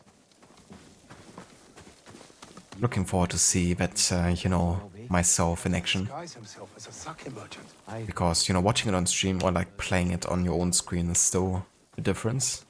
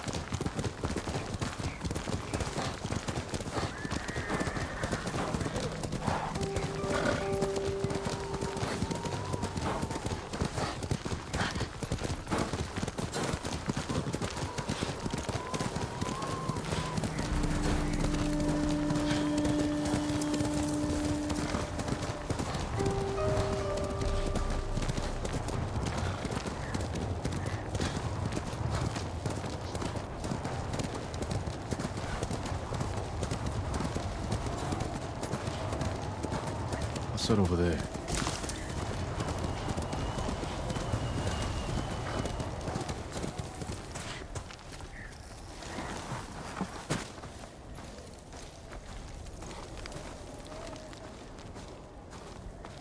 Mongol convoy.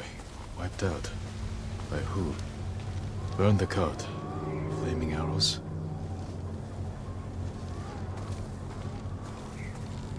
All shut in the back. Probably ambushed.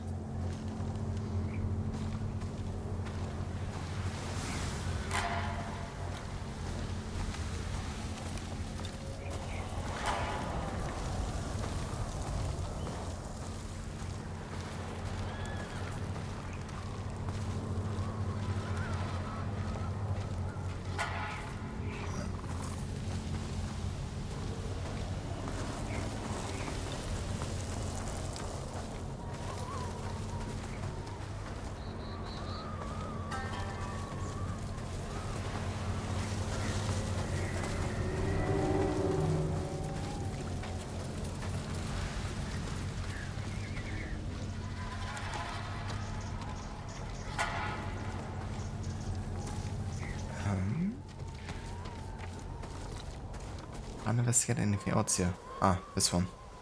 Japanese arrows. Lord Shimura's men? Japanese archers did this. Likely a group. Unless Sensei Ishikawa has been here. Please, excuse me, my lord. It's a bad idea to sneak up on me. I thought you were with the man who killed these Mongols. He was samurai, but older. An archer? Sensei Ishikawa. Where is he? He said he'd come back to my house in a day or two. Why your house? I have food, a fire. Whatever his business was, it seemed urgent. It's possible he picked up Tomoe's trail. Where's your house? Not far, but there's a storm coming, and I need to check my snares first. Then I can take you there. Fine, I'll go with you. What's your name? Matsu, my lord.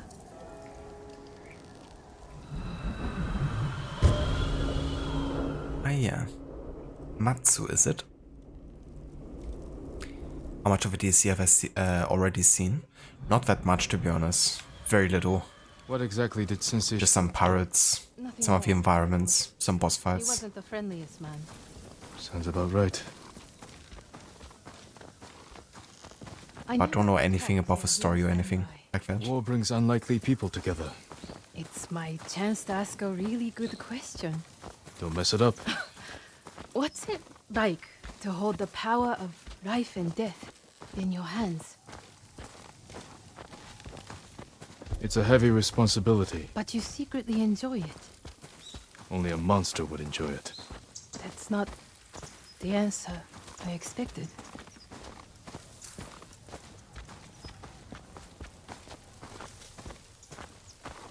There! One of my snares. Check it quickly. I don't want to miss Ishikawa. Hey there, Stanley. I know, right? What a nice lady. What a nice coincidence, she just showed up. Damn. Empty. Have to reset it. You might have more luck hunting. I could never do that. So awful. Maybe try different bait. My bait never changes. What do you use? The illusion of opportunity. There's your problem. That only works on men. This way, my lord. Well, it did work on you, Jin. It's not easy surviving up here. It's hard everywhere. I fled north when the Mongols came. Alone? My parents died when I was a girl. Been on my own ever since. Your family must be very important. My uncle is Lord Shimura. Wait. You're the one people talk about. The ghost.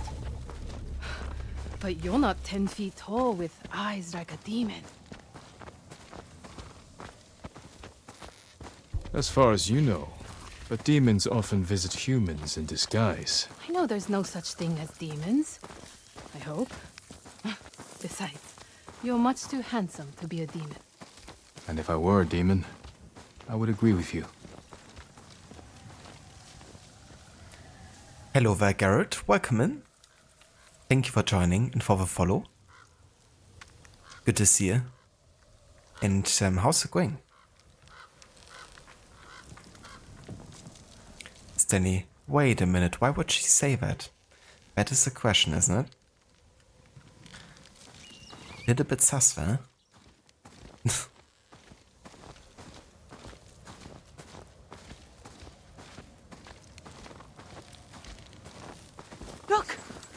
stealing my catch. Drive them off, my lord. Please. Wait here. They're starving.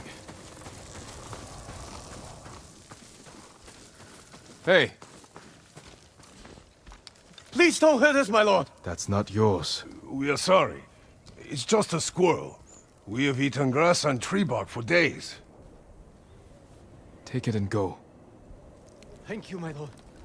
You let them escape. We thought dinner. They were starving. And no threat. Doesn't sound like the ghost I've heard about. Not all the stories about me are true. The blizzard is almost on us. How many more traps do you have? Just one. But it's farther away. Just one. Gee, I wonder who she's trying to trap it with.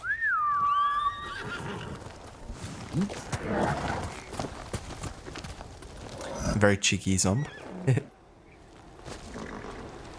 Nice, Gareth, that's good to hear. And thank you, I'm doing good. Yeah, been having a nice day so far. We're currently working on the last bits of side content here for Ghost of Tsushima.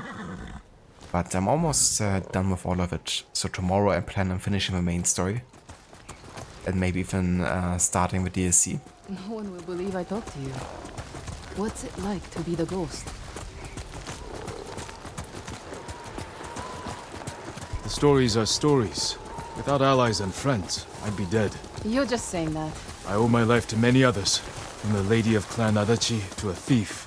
People may not tell their stories, but I would not be here without them. We should get back soon. I don't want to miss Sensei Ishikawa. The last trap is just a little farther, my lord.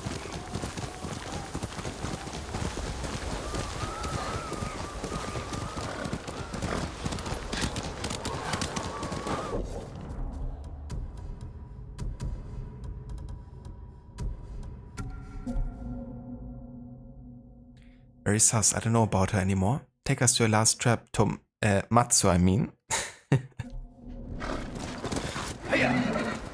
Here we are. Hope we don't go hungry.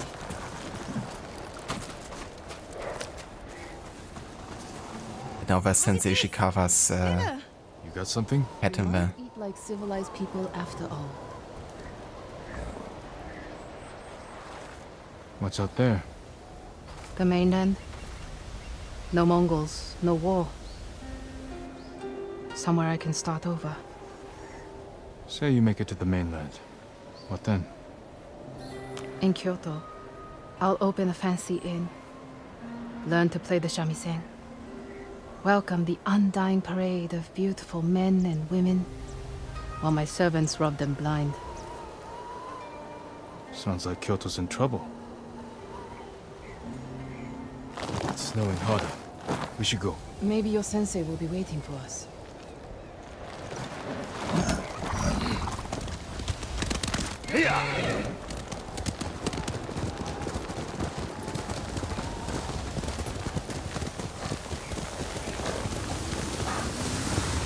The weather's getting worse. Stay close. If I get any closer, we'll have to share a horse. What was that? Never mind. Keep going. Would be cool if this kind of snowstorm would happen on a more regular basis. Quite like the visuals here.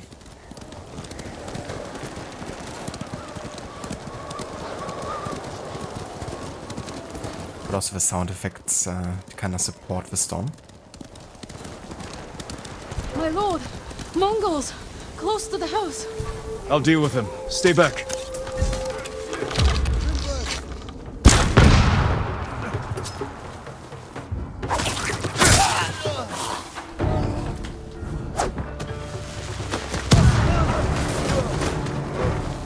No wonder they tell stories about you. Where's your house? Not far. Come on.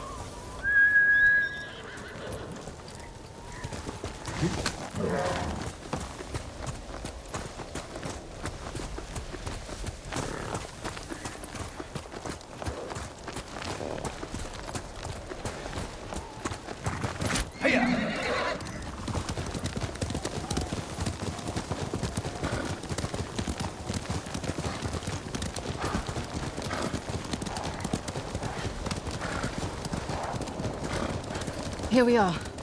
Let's get inside.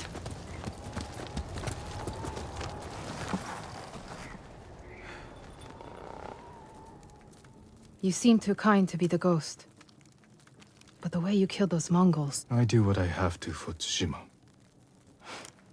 The truth is, we're both survivors. We have darkness in us. If we didn't, we'd be dead. Sensei Ishikawa said something similar. But it sounds more natural coming from you, Tomoe. Ishikawa always said, I underestimate my opponents. I don't have an arrow in my back. Why not? The Mongols turned against me. After you trained them to slaughter our people. A mistake I tried to fix. But I can't kill all my archers. Not alone. You need me. And the sensei. But we don't need you. I know where they'll attack next. We can ambush them together. You get a victory, I get revenge. I'll talk it over with Sensei Ishikawa. Jin, you can stay the night. No, Tomoe. I can't.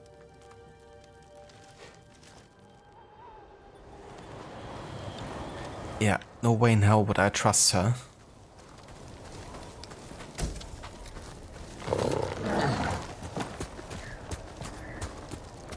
Even if she is genuine, you know, but not after everything we uncovered about her.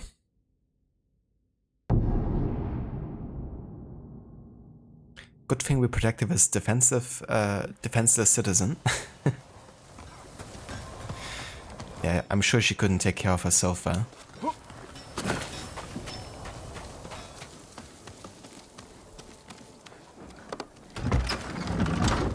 I'll never forget them. You know what I think? The ghost is actually... There's more coming. What do you mean, the Mongols here? They're just the skulls. You hear about Gyozen, the storyteller? What about him?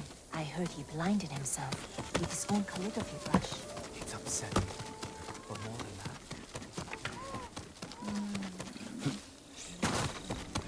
that... Sakai! Sakai!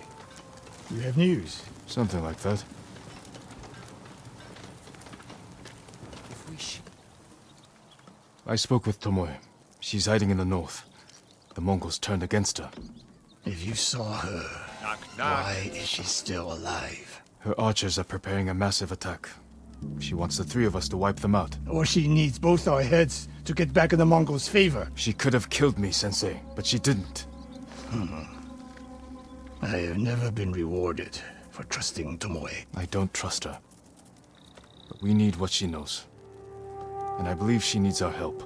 Then she's a fool. And we finish this.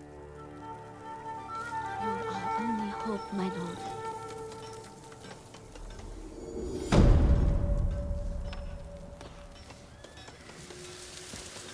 Mongols are everywhere. Might even find us soon. She's Tomoe? I know, right, Stanley?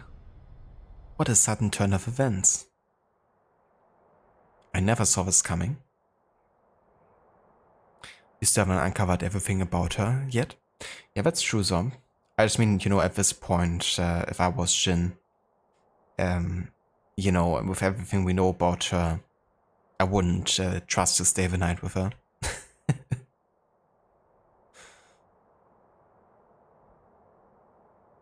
This is brand new information. Yeah.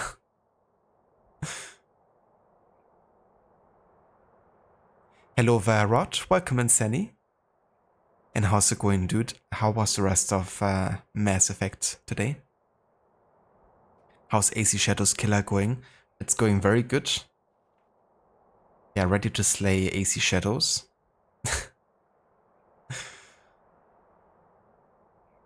Yeah.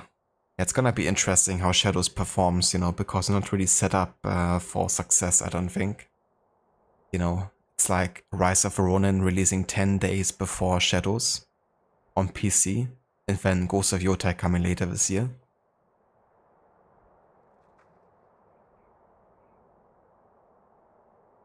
But yeah, it's going very good. We didn't actually die today yet, so that's a plus. But also didn't have like that many difficult combat parts yet. Well, we did have duels. We did also finally go back and did the last mythical tale and unlocked your favorite ability. The one with the 3 fast strikes back to back. So that was nice to get. And yeah, right now we're just catching up with the last side missions. We only have 2 left, I believe, honestly.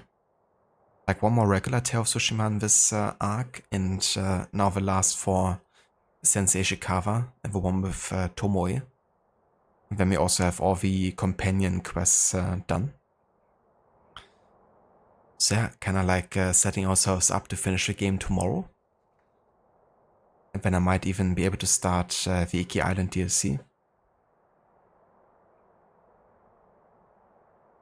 Is Tomoe here with us in this room?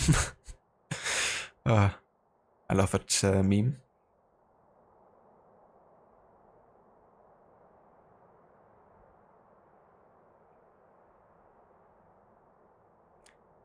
Going great, you finished Act 1, and an ally is now dead because you had to choose the Renegade option. Oh damn.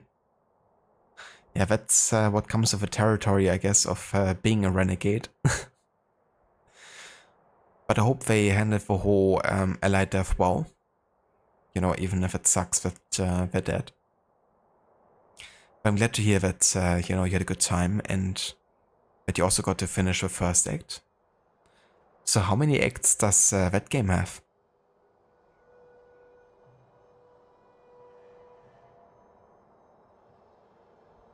The timing is going to be bad. That's awesome with this today. Excellent, that will help heaps. For sure. I'm looking forward to use it also against the Khan at the Inventor boss fight.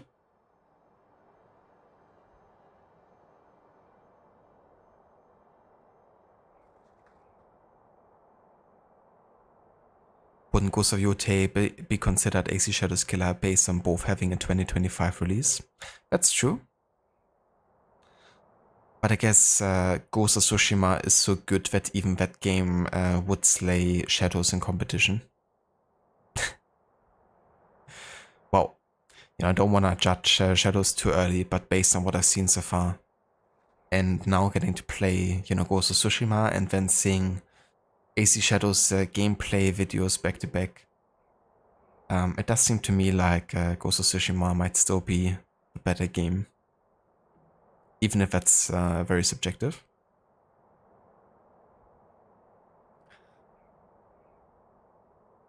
Yotei has still time to be released, however you bet your head when it's released we get our first ever Shadows 75% discount. Imagine if, you know, Shadows actually has a 75% discount this year, the year of it being released. That would definitely really indicate bad sell numbers, that's for sure.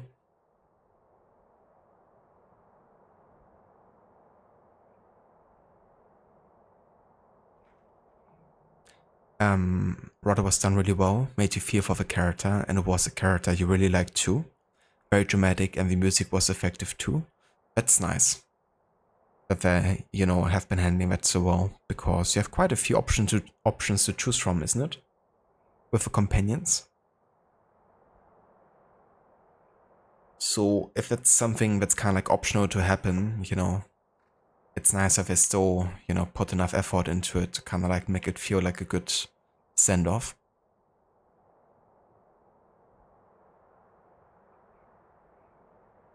Yeah, for sure, Zomb.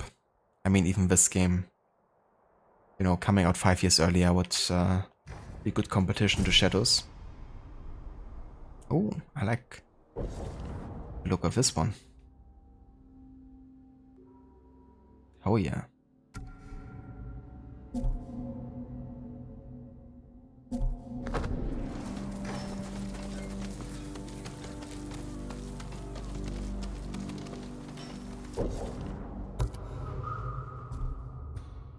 Right, let's do the last and final Ishikawa tale. And interestingly enough, this one actually takes us back to Toyotama.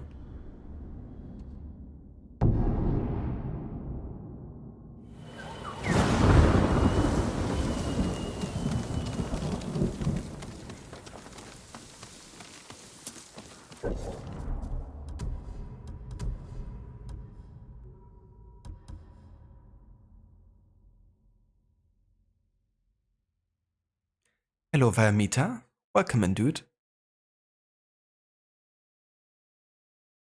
And how's it going? How's Deus Ex going? I think you were playing that today, weren't you?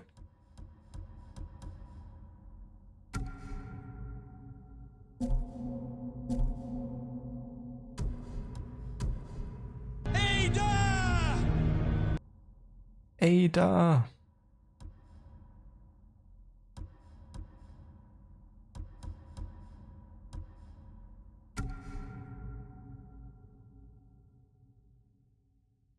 Rob, that's true, there's different outcomes. If you choose to ignore the renegade option, you think they would have survived. Some missions you have a few chances to change your mind. But once you get to a certain point, you have to make the final decision.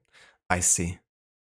Yeah, it's really cool, you know, when you have like so many different outcomes and choices, and they still end up, you know, being good moments in the game.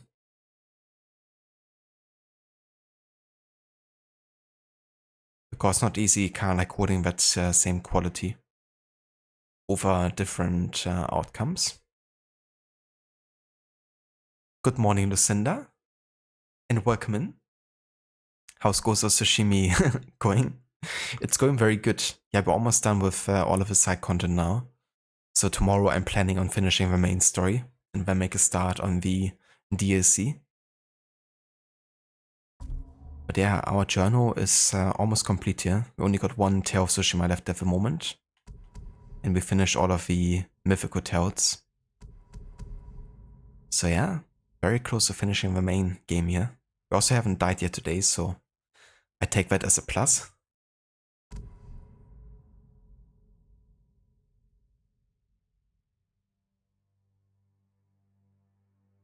That is true, Zomb. You know, like we haven't really seen that much of Ghost of Yota yet, and only because Tsushima was so good, you know, it doesn't have to mean automatically that Ghost of Yota is gonna, you know, keep the same hype going, you know. I mean, if it's as good as Tsushima, you know, then people are gonna be happy, I guess, but it comes with a territory of, you know, creating a totally new world and a different setting 300 years later. But my feeling tells me that they gonna deliver a good experience. But it's left to be seen once you actually see some proper, you know, gameplay uncut.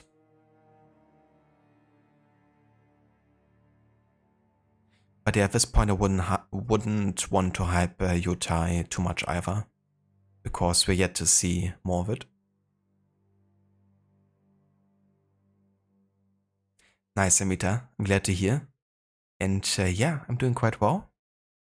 Doing a short session today to catch up with the last bits of side content here. So tomorrow we can try to finish the main game. But it's gonna depend, you know. I feel like the whole Khotun Khan fight is gonna take a good couple of tries to get done. With a lethal difficulty.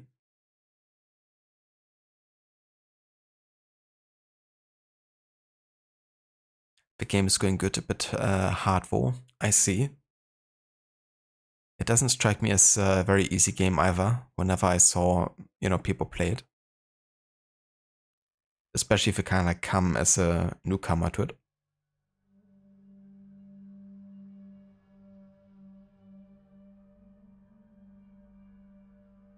Thank you, Lucinda. Yeah, we've been actually taking this playthrough so much more in depth than I initially planned to.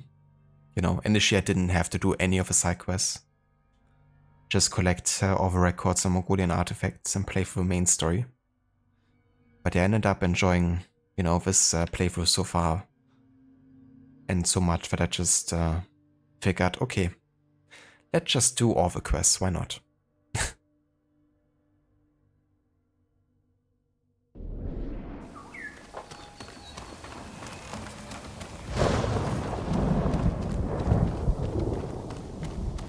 It's very easy to die and very easy to get detected when you try to be stealthy. And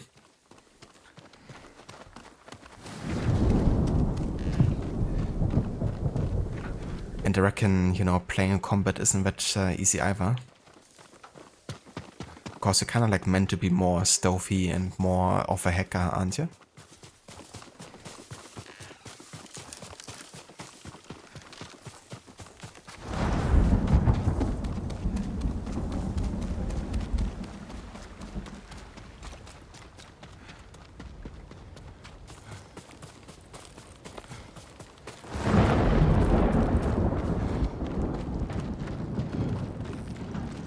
Sakai, You have word from Tomoe? the three of us will meet. Then she'll reveal where and when her archers plan to attack. You think she'll tell us the truth? We'll find out. And Sakai, there will be no room for error. I came prepared, Sensei. Let's go.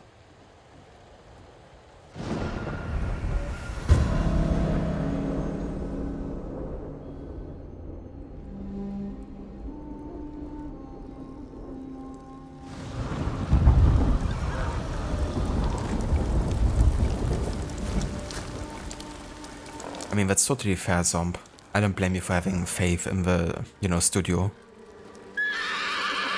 In Sucker Punch. I think they've been doing some pretty good games from the ones that I played so far. I did also really enjoy the Infamous games. Where are we headed? North of Umugi Cove. She sent word to meet at an old gambling den. Might be a good spot for an ambush. We have the advantage. The Mongols turned against her. She is desperate. Desperate enemies are dangerous. Because they are unpredictable. But Tomoe has two choices. Enlist our help, or betray us. You spent time with her. What do you think? She can help us wipe out her archers. The risk is worth it. You're gambling with your life. She could have killed me in Jogaku. And lost me. This way, she gets us both. If she doesn't ambush us, we hear her out. And if this planned attack is real, we cooperate. After that, we'll deal with her. She betrayed her people. She will answer for it.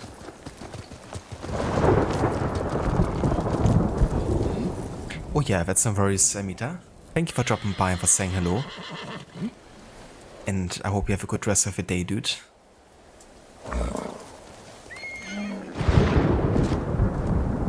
Thank you for giving the shout out as well to Amita. Rod?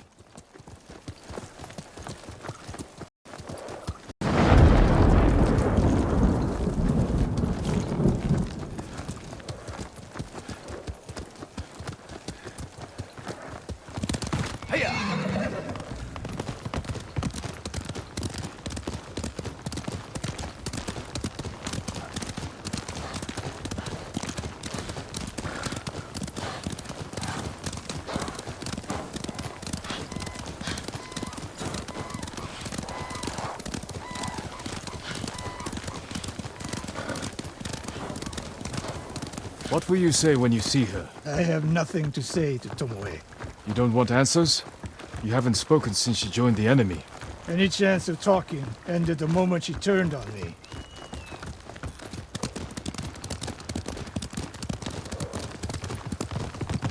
We're getting close. Eyes open.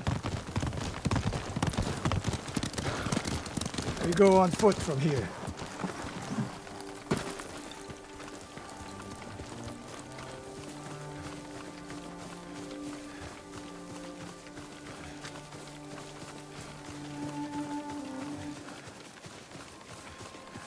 Stay low.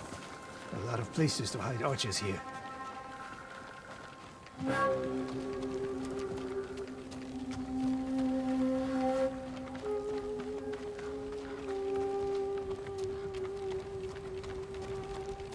That's the gambling den.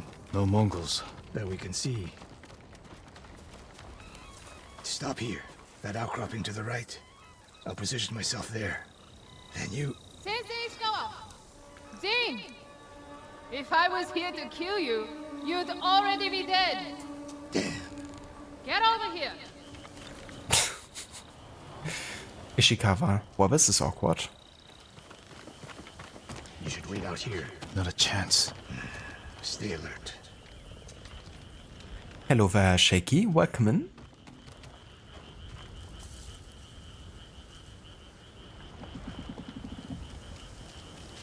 Yeah, that's fair enough, Som, to feel that way, you know, about the studio. I definitely hope that they, you know, gonna keep it up. Because you can really tell that they put a lot of passion into this game.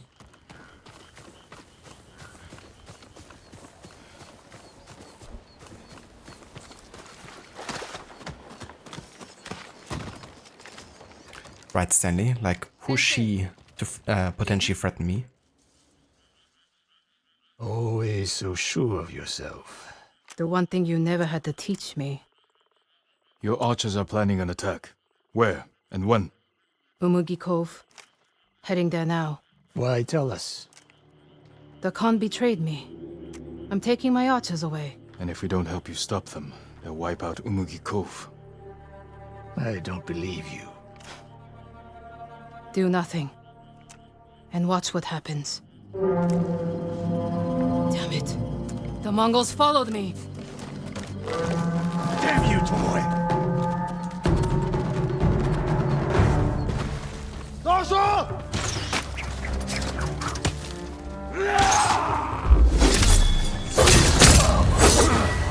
Tomoe! You betrayed us! Do they seem like my friends?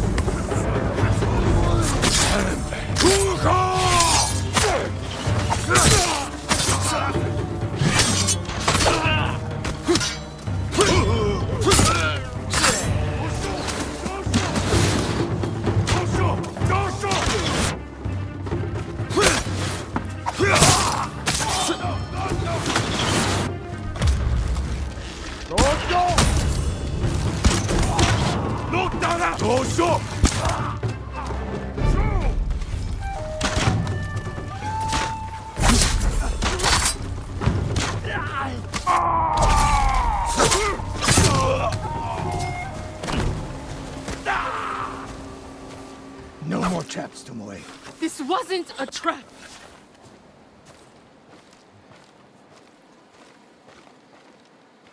She fought back against the Mongols, Sensei. To deceive us, so we lower our guard. If I want to put an arrow in you, there's nothing you can do to stop me. Enough! Umugi Cove could be under attack. We need to move. Fine. But if Tomoe even breathes wrong, I'll put her in the dirt. Both of you.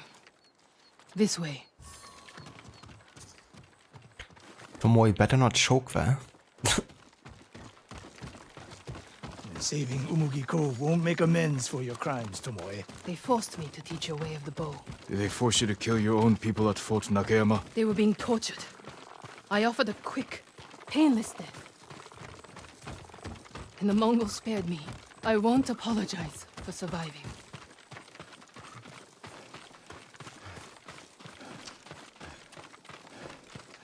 Mongol patrol. I've got them.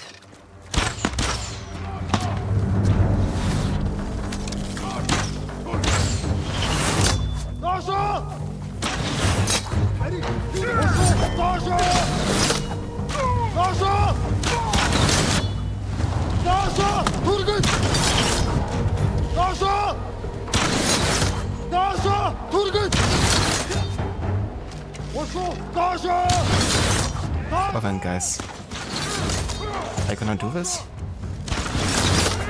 I like how Ishikawa just totally missed the shot.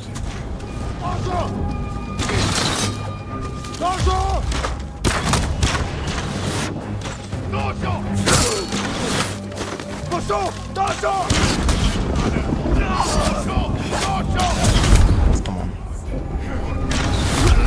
Fucking hell. I hate the fact that everyone dies super quickly.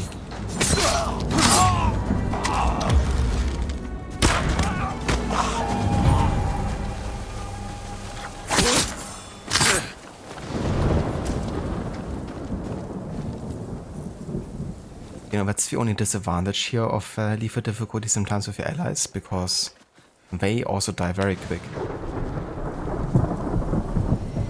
And if you have to deal with like 10 enemies while one of your allies has fallen, not the best scenario to be in.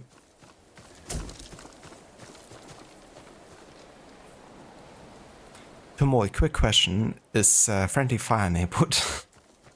I hope so. Why is he yelling bonjour? Yeah, they're kind of like saying something like dojo or dosho. To me, it always sounds a bit like they're asking where's the next dojo, so they can learn the ways of a samurai. Like we're always asking for the dojo. Where's the dojo? So good, come on game, give me a challenge. It's kind of fun, just like going to the deflecting position and just auto parrying any kind of like incoming projectile.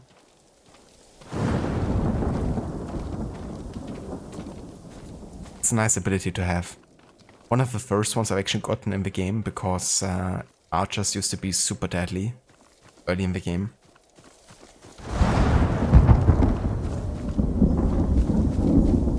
What's the best route to the coast?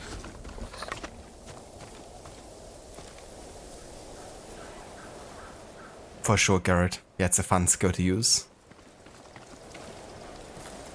If they see us headed for Umugi Cove, Tomoe's archers could be alerted. Agreed. We should stay off the roads. Cut through this field. How did you find my camp in Akashima? Your people attacked me. We tracked them. I told them to avoid you two. I had plans for a dozen more camps. I'm glad they ignored your orders. I lost control. By the time we set up in Kushi, I wasn't in charge.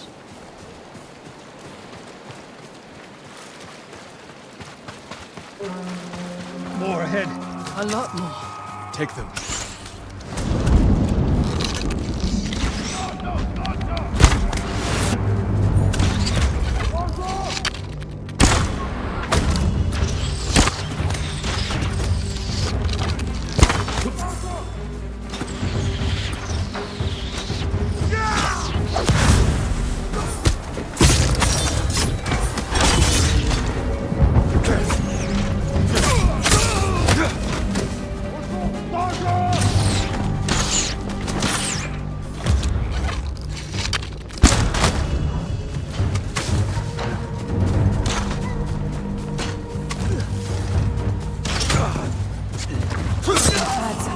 Sound like Sensei Ishikawa.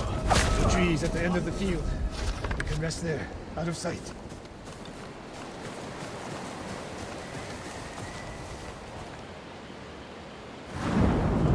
Oh yeah, that's true. Tomoe, It's very good on bandits as well. Mongols in Kushi, but a woman saw you there with them. The woman you burned alive. That was not my doing. Not with your bow, but you trained her killers. Most of the time, I convinced them to spare lives, not take them.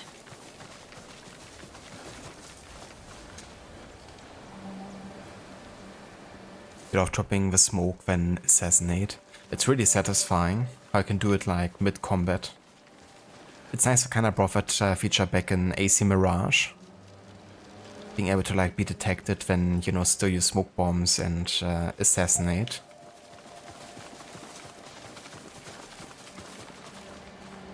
Yeah, very nice in Unity and Syndicate as well, Sandy. Also in the older AC games. Well, I guess in Unity you can, if you do it with, for example, smoke bomb into like cover, and then use a cover assassinate during combat. But there's Syndicate, you can't do that actually. That's one thing I like to do in Unity, to kind of like bypass the fact that you can't do it on a regular basis. To like throw a smoke bomb and then use like cover assassinations. Because once you also combine it with like a high profile cover assassination, you can really gain a lot of kind of like if there's a lot of room between you and your target, you can kind of like bypass it that way. Over here! Get down! The Mongols are out in force. They're hunting me. I thought I lost them. Didn't think to mention that earlier. I'm mentioning it now. Wait here until nightfall. We can use the darkness to our advantage. Will they attack the cove before then? No. They'll position archers. Make sure no one gets out. Plan their slaughter. Get some rest. I'll keep watch. For sure, Rod. Yeah, that's a good tactic. Just like find a cover spot and just let everyone run there. Ready? Tomoe, you're in front. The sensei will follow. You can stab me in the back. If the Mongols spot you first, we get out of sight and drop them. Let's go. Stay close. Don't let her out of your sight, Sakai. I can hear you, Sensei. Good. Just get like a couple kills in back to back. Mongol lookouts ahead. Jing, you take one. I'll take the other.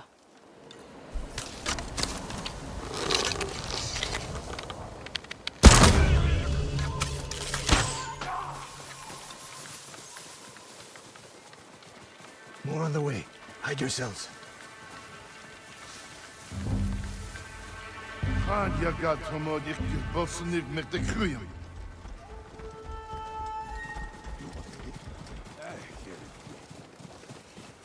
Daar, Goro. Not there. Bosodden. In de sonor serem steba. On your mark, Sakai. Don't miss, Sensei.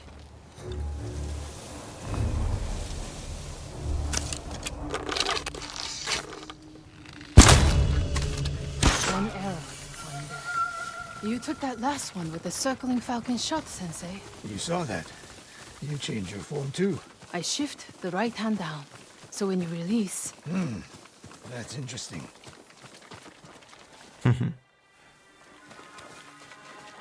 Nobody said this would be easy. We get in a fight here, your archers will be alerted. Start the attack before we reach the cove. We can't risk it. What do you think, Sakai? Follow my lead. Don't fall behind.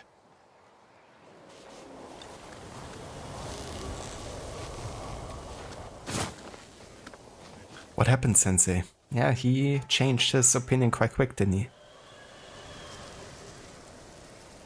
The two skills you love using are the Exi Puppet and Air Reflection. Very fun. What do you mean with the first one?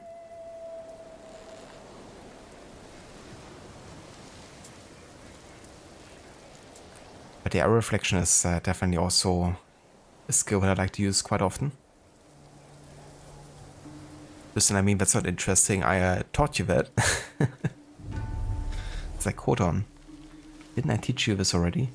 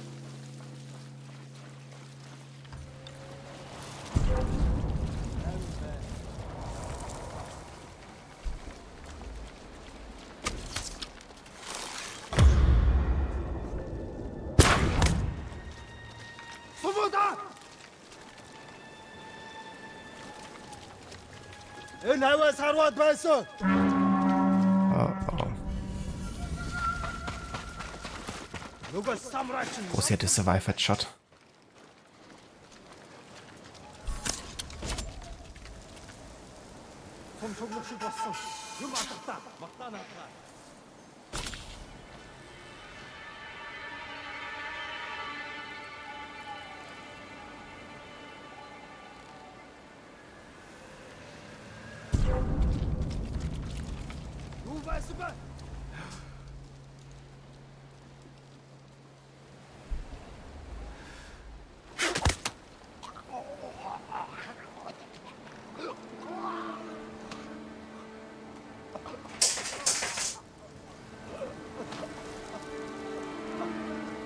As you're talking about which free then, Garrett?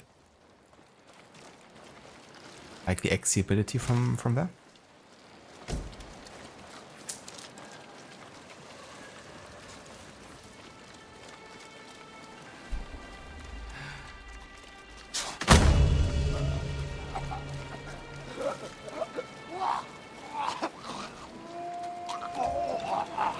I gotcha. I wasn't sure if you were kind of like talking about a Ghost of Tsushima related one. But yeah, Axie is really fun to use. Also like how it impacts dialogue choices. Or at least can do it.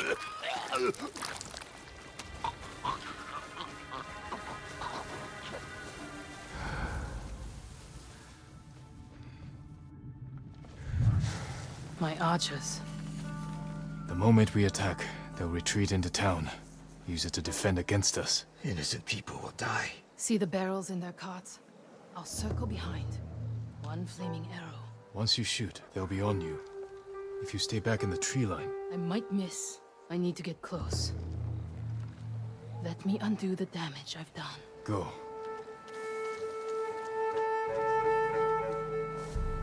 You trust her? I trust her desire for revenge.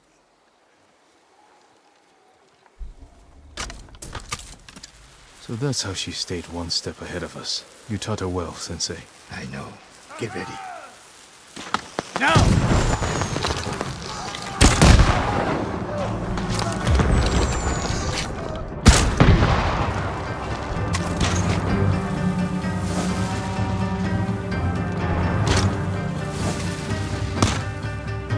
What the fuck? My black powder bombs didn't detonate. That's bollocks.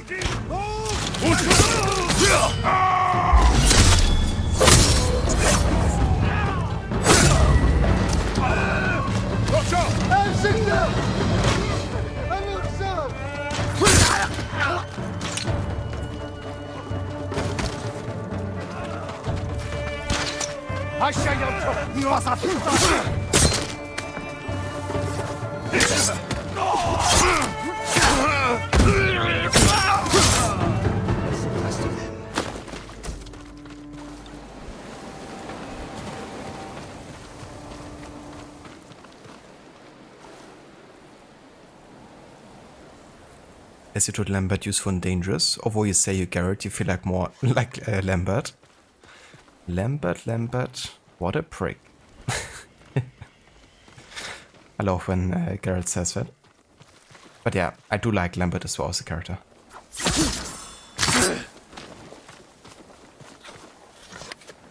This water puts the bomb out. It could be that that's what happened. I'd also just think about maybe that's what happened. But I would have to be really unlucky because I kind of threw it over here, right? There's only like this small pond at this point. There's like more water over here, I guess, but it's also like very shallow. But yeah, maybe like this little bit of water was enough to put it out. I was really surprised. It's like, where's the boom? I like the big boom. Was a bit anticlimactic for it not to happen.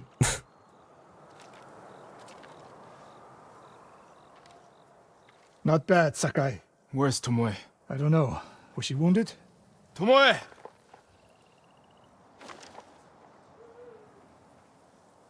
Near the end of the fight, I saw her by the archway over there. That leads straight into Umugi Cove. If any Mongols try to retreat that way... Maybe she gave chase.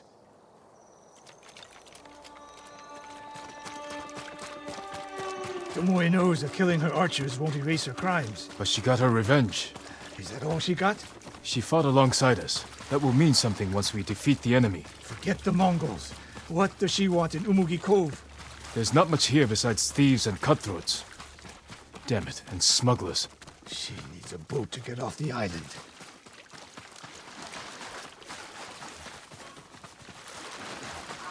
You there! Yes, my lord. Did you see a woman run through here? A warrior. She was headed for the beach. This way! She's looking for smugglers. Every time I hear that word, I also just have to immediately think of Black Flag. She helped save Umugi Cove. The Mongols were hunting her. We gave her safe passage to a way off the island. We're always one step behind. But there's still time to stop her. Smugglers, is it? Exclamation mark revenge, smugglers.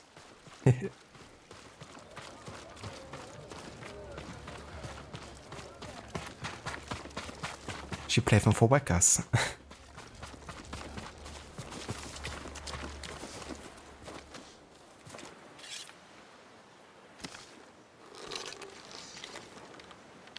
Wait.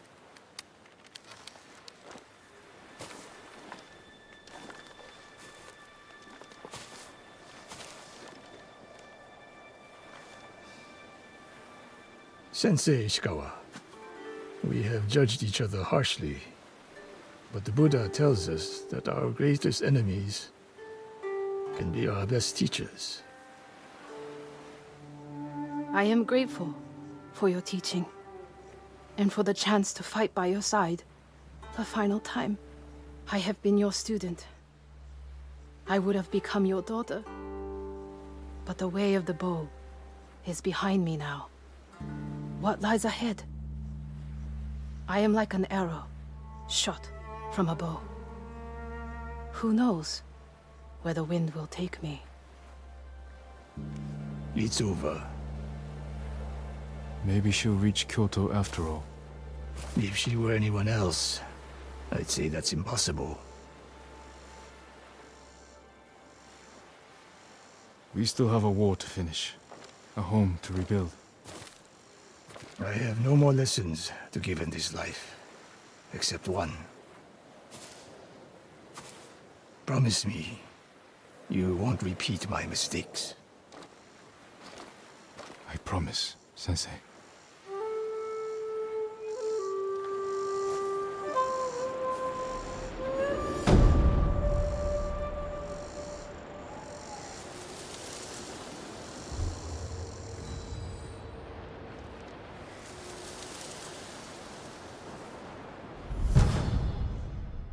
The charm of.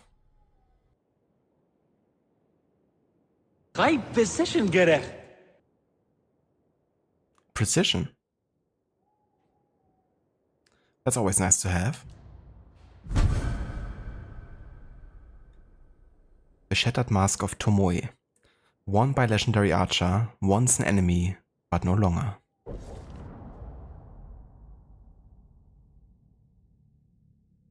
It's pretty cool that you can actually wear that mask. It would be cool if you had the choice between the Shattered and the full version. But the Shattered, of course, makes more sense here.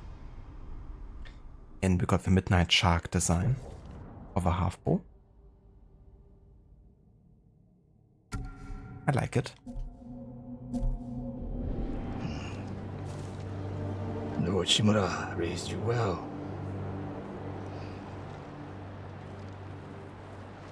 Why, thank you.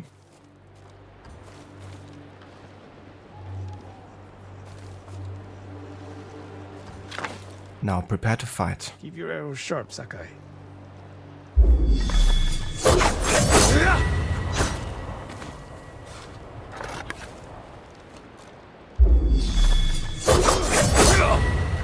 Keep your arrows sharp, Sakai. What about my sword? It's so funny how you can like jump back and forth by like flipping your sticks really fast into like different directions.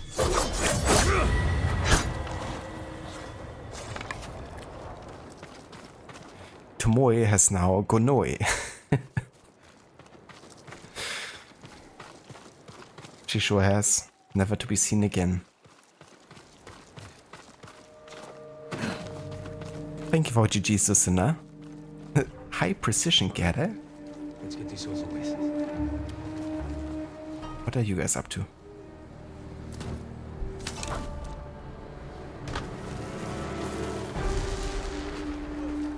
Has to be him.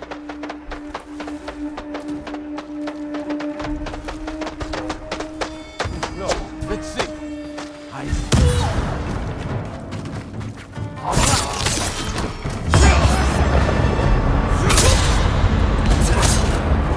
Why did the Ronin attack?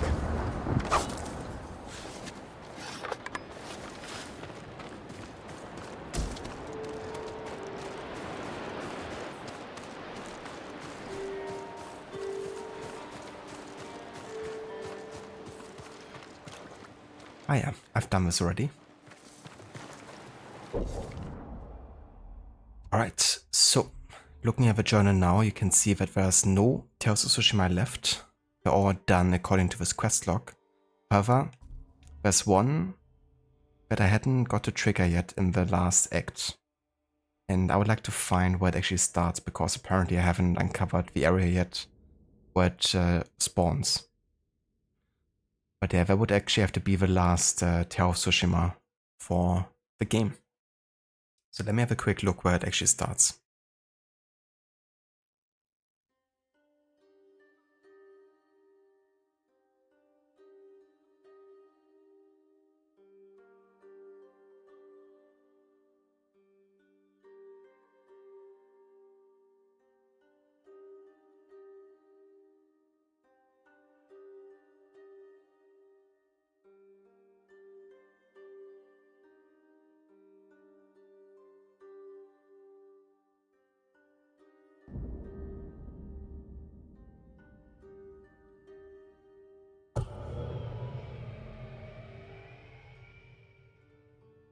A brief history of time.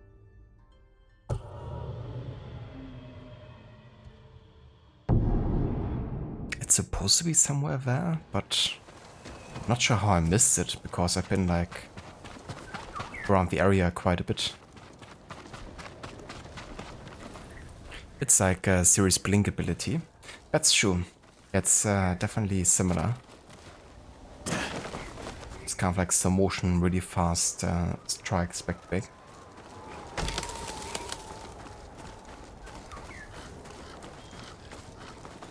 Thank you for redeeming history time, Rod. I'm gonna check real quick if the tower is actually here, and then we're gonna have a look at something, which I've already prepared.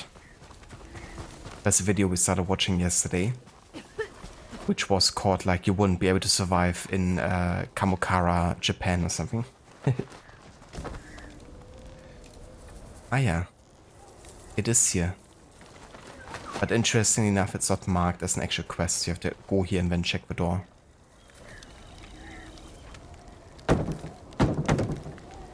Open the... Okay, gonna pause here, and we're gonna take care of history time first.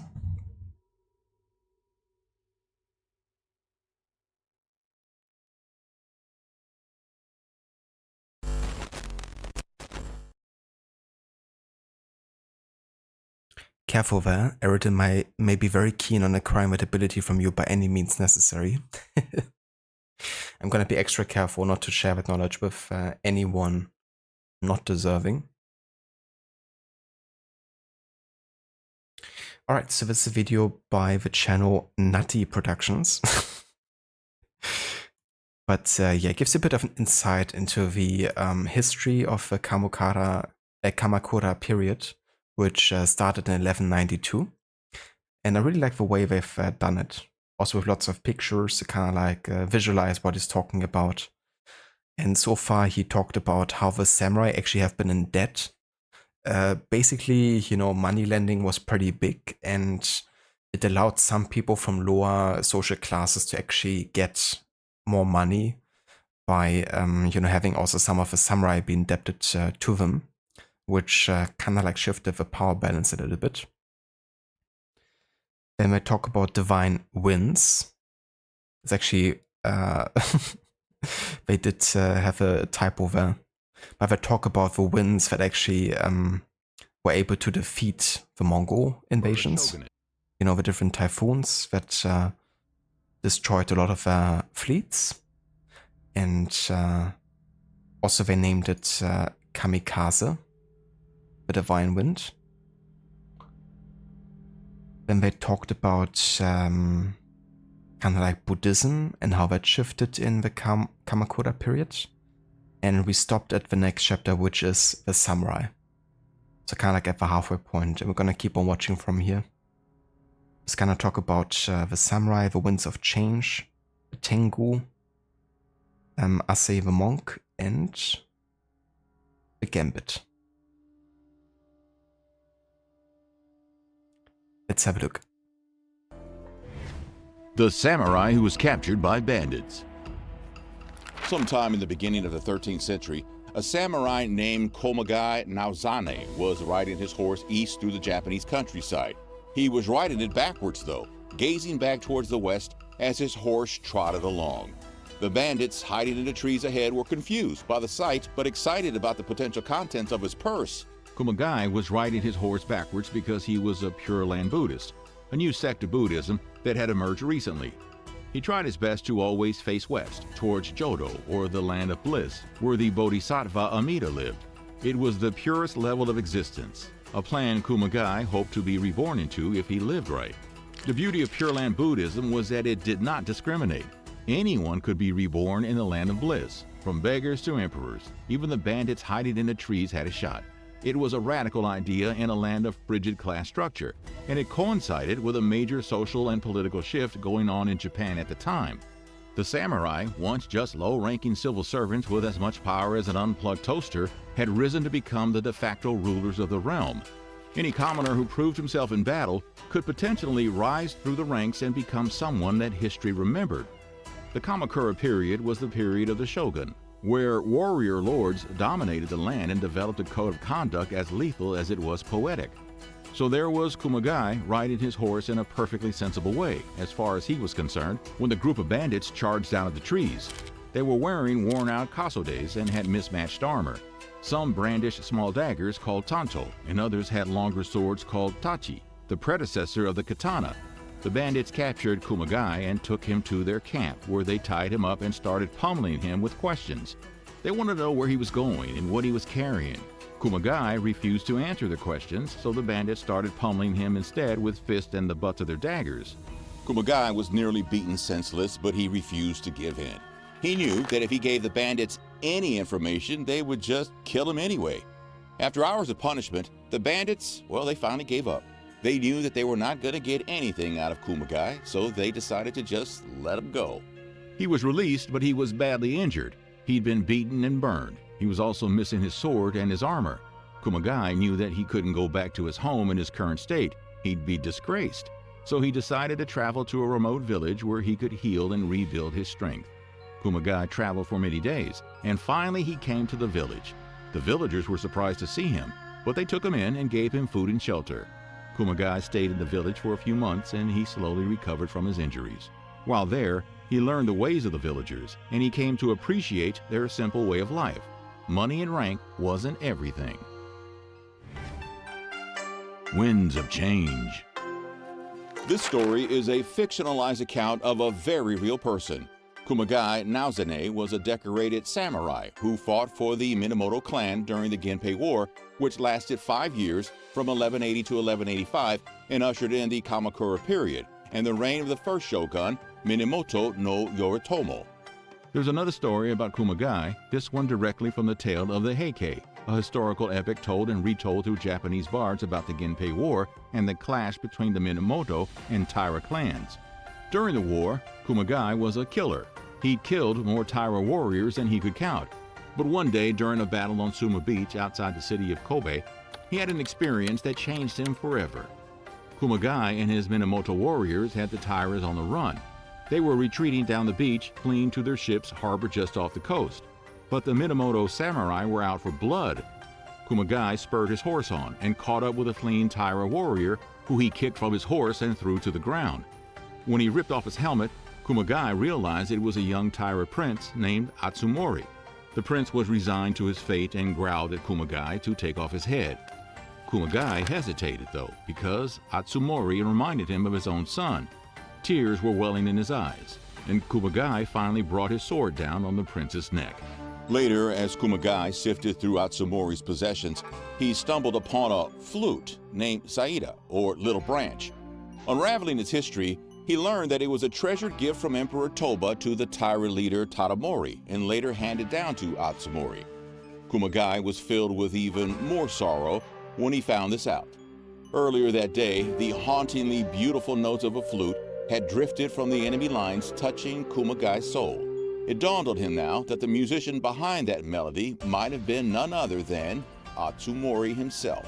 After the war, Kumagai was filled with regret.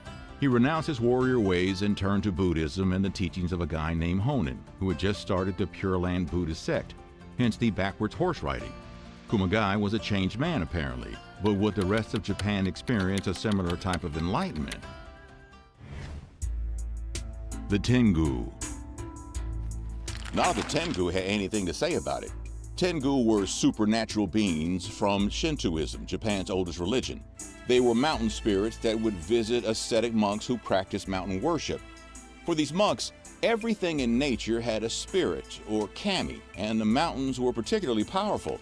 Tengu were temperamental spirits that could be benevolent or vengeful and take the form of birds or monkeys.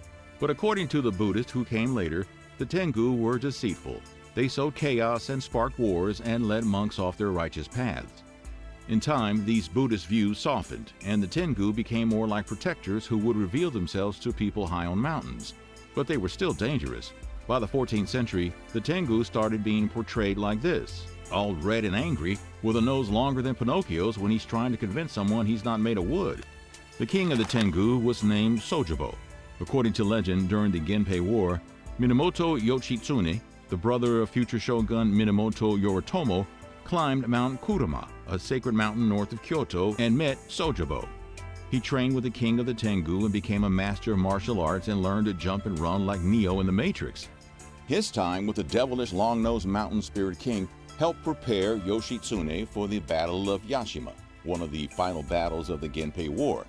After decisive naval confrontation at Yashima, the Taira were on the run, and Yoshitsune pursued them. During the chase, Yoshitsune and his men found themselves on the island of Shikoku, trying to cross a narrow strait back to the mainland of Honshu. The Taira, aware of this, turned the tables and started chasing Yoshitsune and his men. Seeing that he was in danger with no time to spare, Yoshitsune made a daring escape by leaping across 8 tethered boats to reach the safety of the other side. Thanks, Sojobo. The monk who brought tea to Japan. In 1187, a Buddhist monk named Eisai sailed to China to study under a Zen master there. For 4 years, Eisai meditated in the gardens of the temple grounds. He studied the way of Zen, a stripped-down version of Buddhism that cast away scriptures and ceremony and focused instead on more direct methods for attaining enlightenment.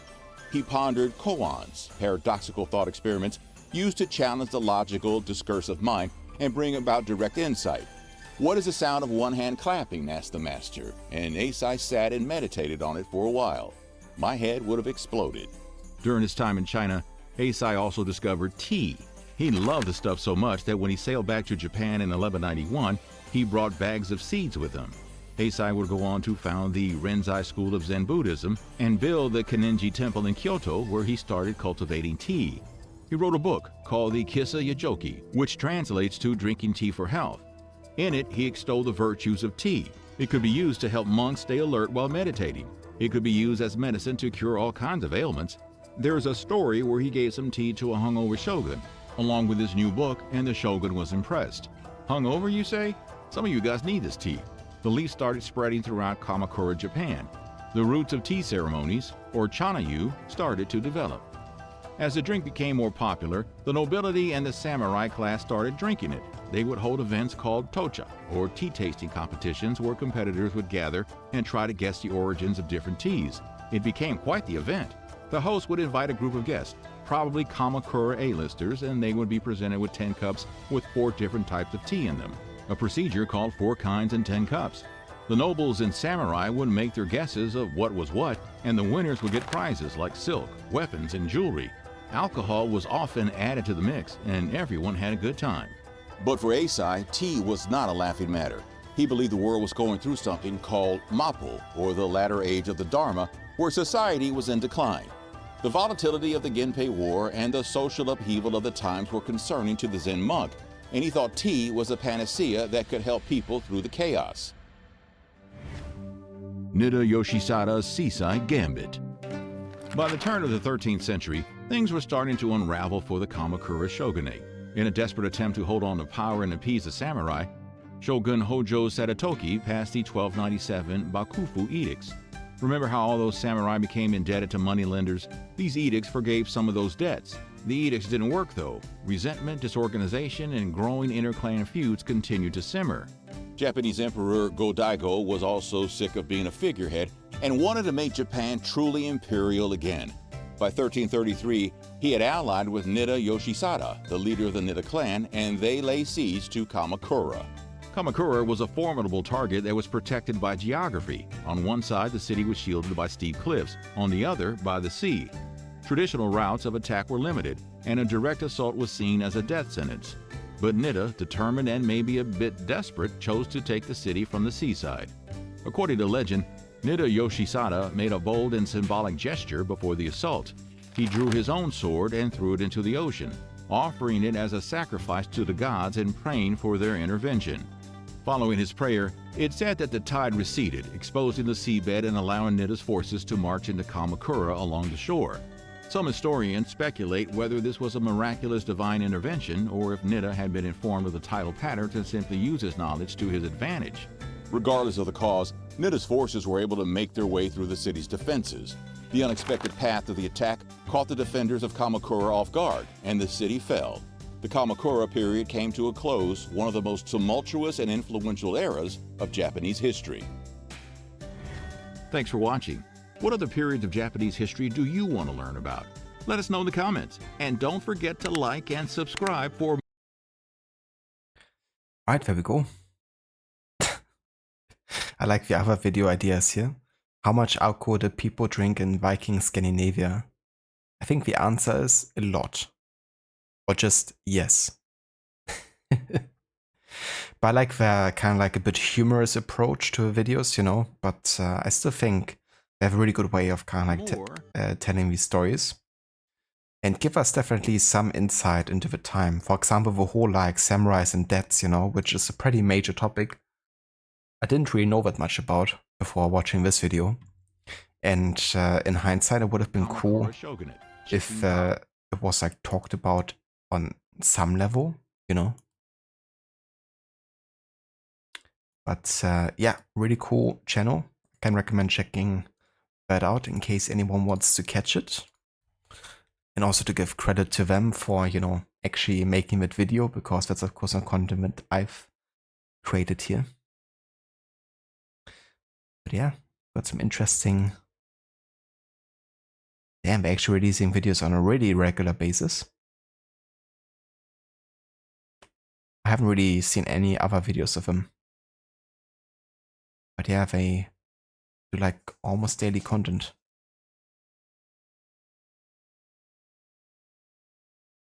But yeah, it's meant to be both educational and humorous. I like it.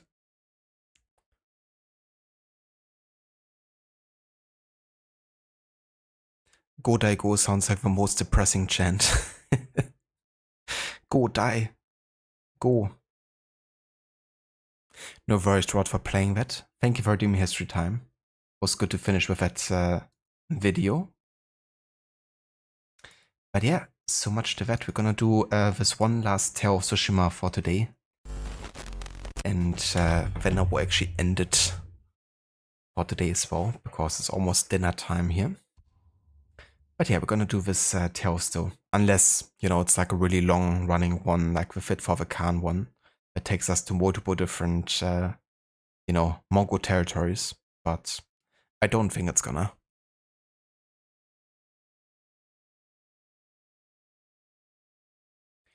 Rod, the other day you watched a video of recordings made on phonograph by people in the 1800s.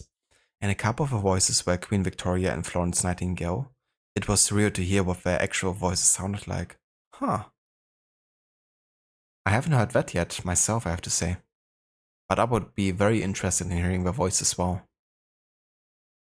But yeah, I don't blame you, you know? Like, it seems like so far away, you know, and in a way it is.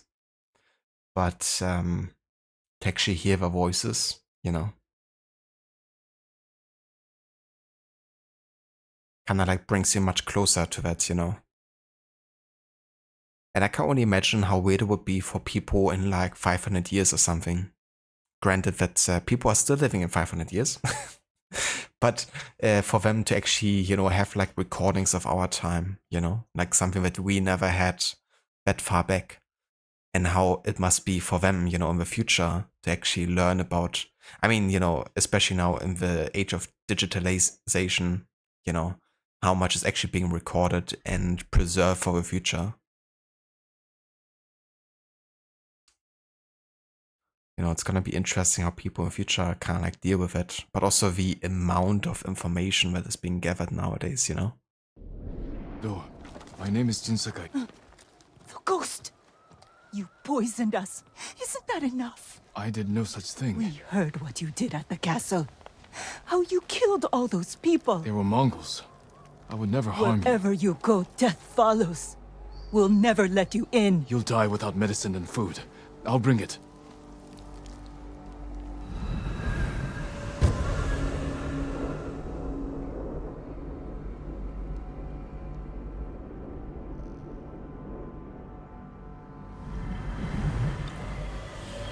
Should be a camp up the mountain. Might have what they need. Being able to literally see and hear so much stuff nowadays and then later. Yeah. Hopefully it's gonna be used for, you know, gaining knowledge. But there's always a chance to abuse that power as well. Of having all that information.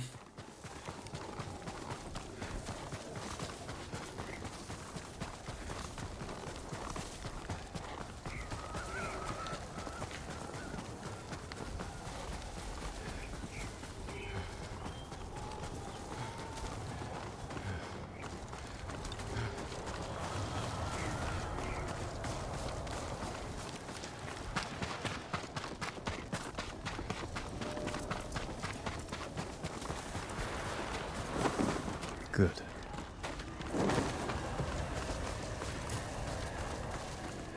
No one here. Maybe out hunting. Medicine should stop the poison. Oh, look at that, you can actually destroy doors. But I thought AC Shadows was the first game to allow you to do that.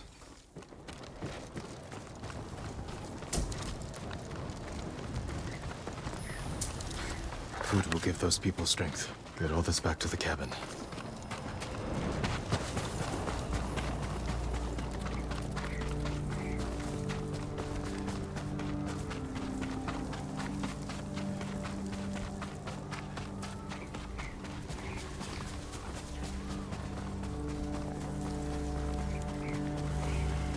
Smoke.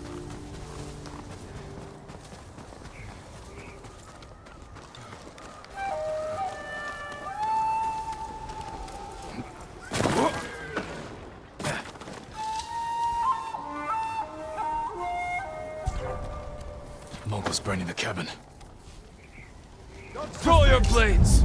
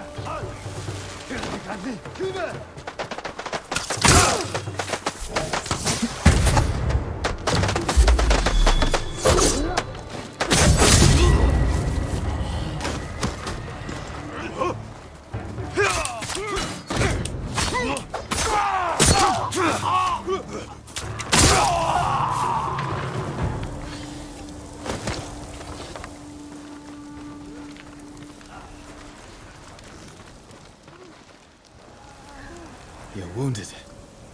Let me help you. No one can help me now. I'm sorry. What about the others? They're all dead. It was the Mongols. And when we didn't die, they came with fire. If I'd let you in before... You came back? Find peace.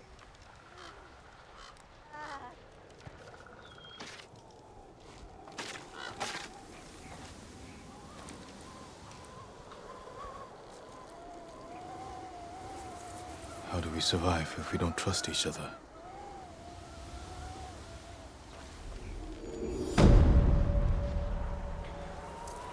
Man, I'm gonna repeat myself here, but this game is so freaking depressing. It's also beautiful, and you know, it's really badass at times, but it's such a depressing game. Like, the amount of, like, you know, depressing outcomes you already had today in just a short stream with very few missions. But yeah. Rod, you found the video you watched the other day. You also posted a link in the Discord. This is what Victorian people sounded like. Thank you so much for posting that, Rod. Definitely gonna have a listen later on Discord as well. And thank you also for posting the Discord link for anyone who, you know, might wanna join or watch it on there.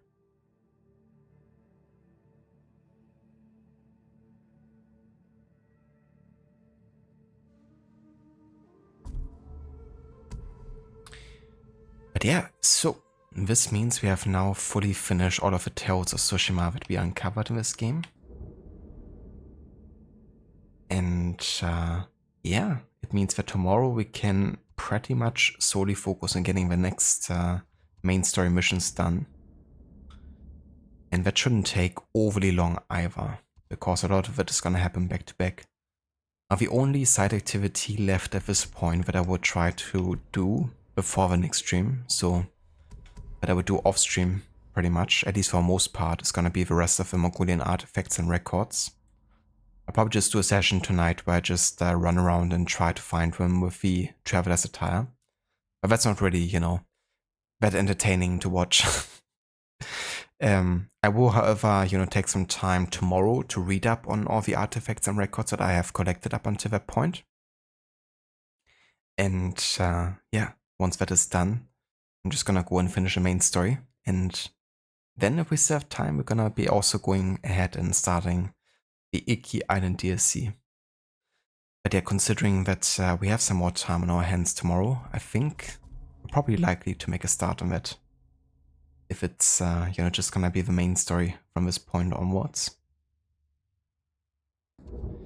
But yeah, for today this is gonna be everything I will be doing. So let's go ahead and have a save here.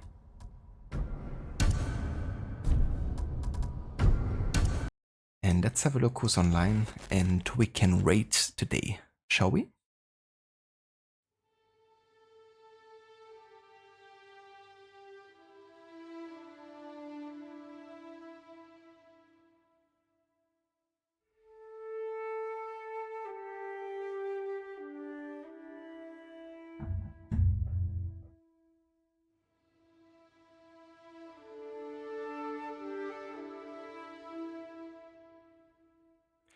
No worries, Garrett, thank you for joining and for being here.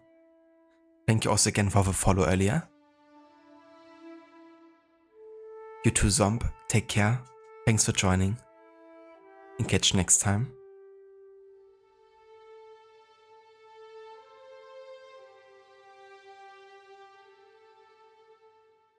That's the voice of a stream, Gislek.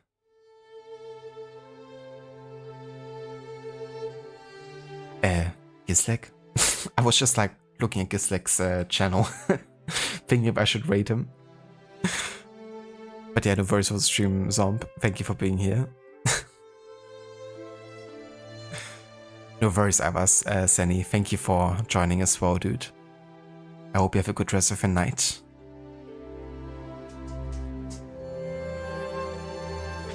But yeah, I was just having a look at Gislek's channel because he's playing some AC Syndicate. And we're gonna go and raid over there. He's actually doing the last Maharaja DLC, I think. AKA my favorite DLC ever. That was sarcasm, by the way.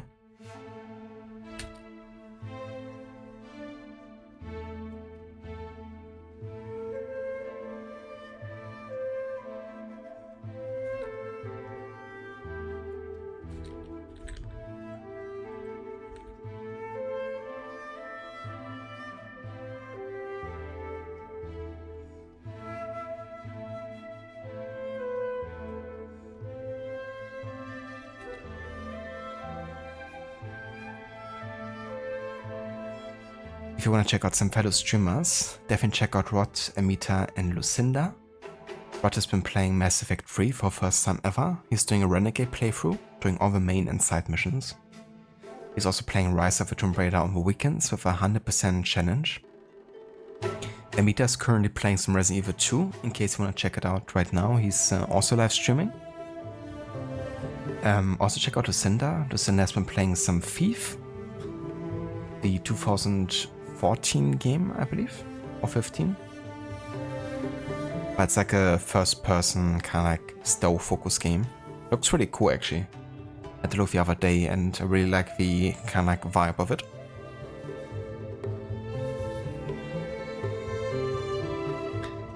It's awesome, the best DLC ever. It really is, isn't it? The writing, the mission design, the, you know, bug-free experience. No verse of a shout-out, Rod. More than happy to give you one. I love that gem emote so much.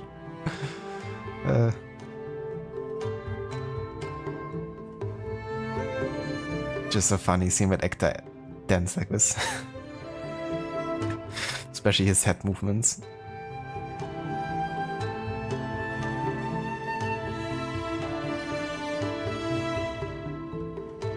Would you like the mission with the Kohinoor at DLC though? Honestly, it's been so long for me since I last played it, I don't even remember exactly what happened in that Kohinoor mission. But I do like the fact that Kohinoor is kind of like a connecting piece, you know, between the main story and the game, but also with Chronicles Inya.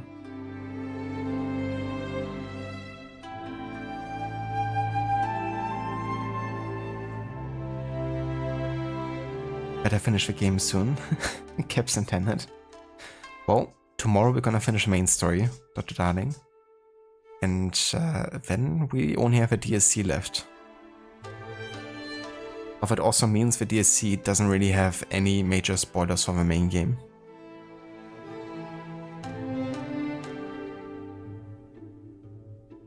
A damn bug with a train where the game won't let you reload the checkpoint because it's an in-game cutscene. I remember something like this, yeah. I had like a couple issues with that DLC. Just like glitches and bugs. Definitely also things where I just had to restart the entire mission. Probably one of the more buggy AC experiences I've had yet. And to be fair, that's saying something.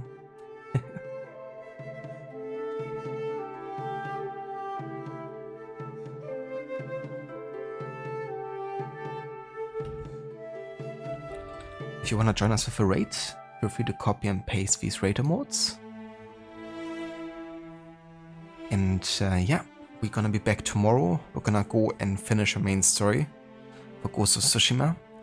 And depending how well we do with the Koto and Khan fight and everything, we might also start the Iki Island DLC. But yeah, until then, I hope everyone is having a good rest of the day. Thanks again everyone so much for being here and for joining. And I will catch you all in the next one. Until then.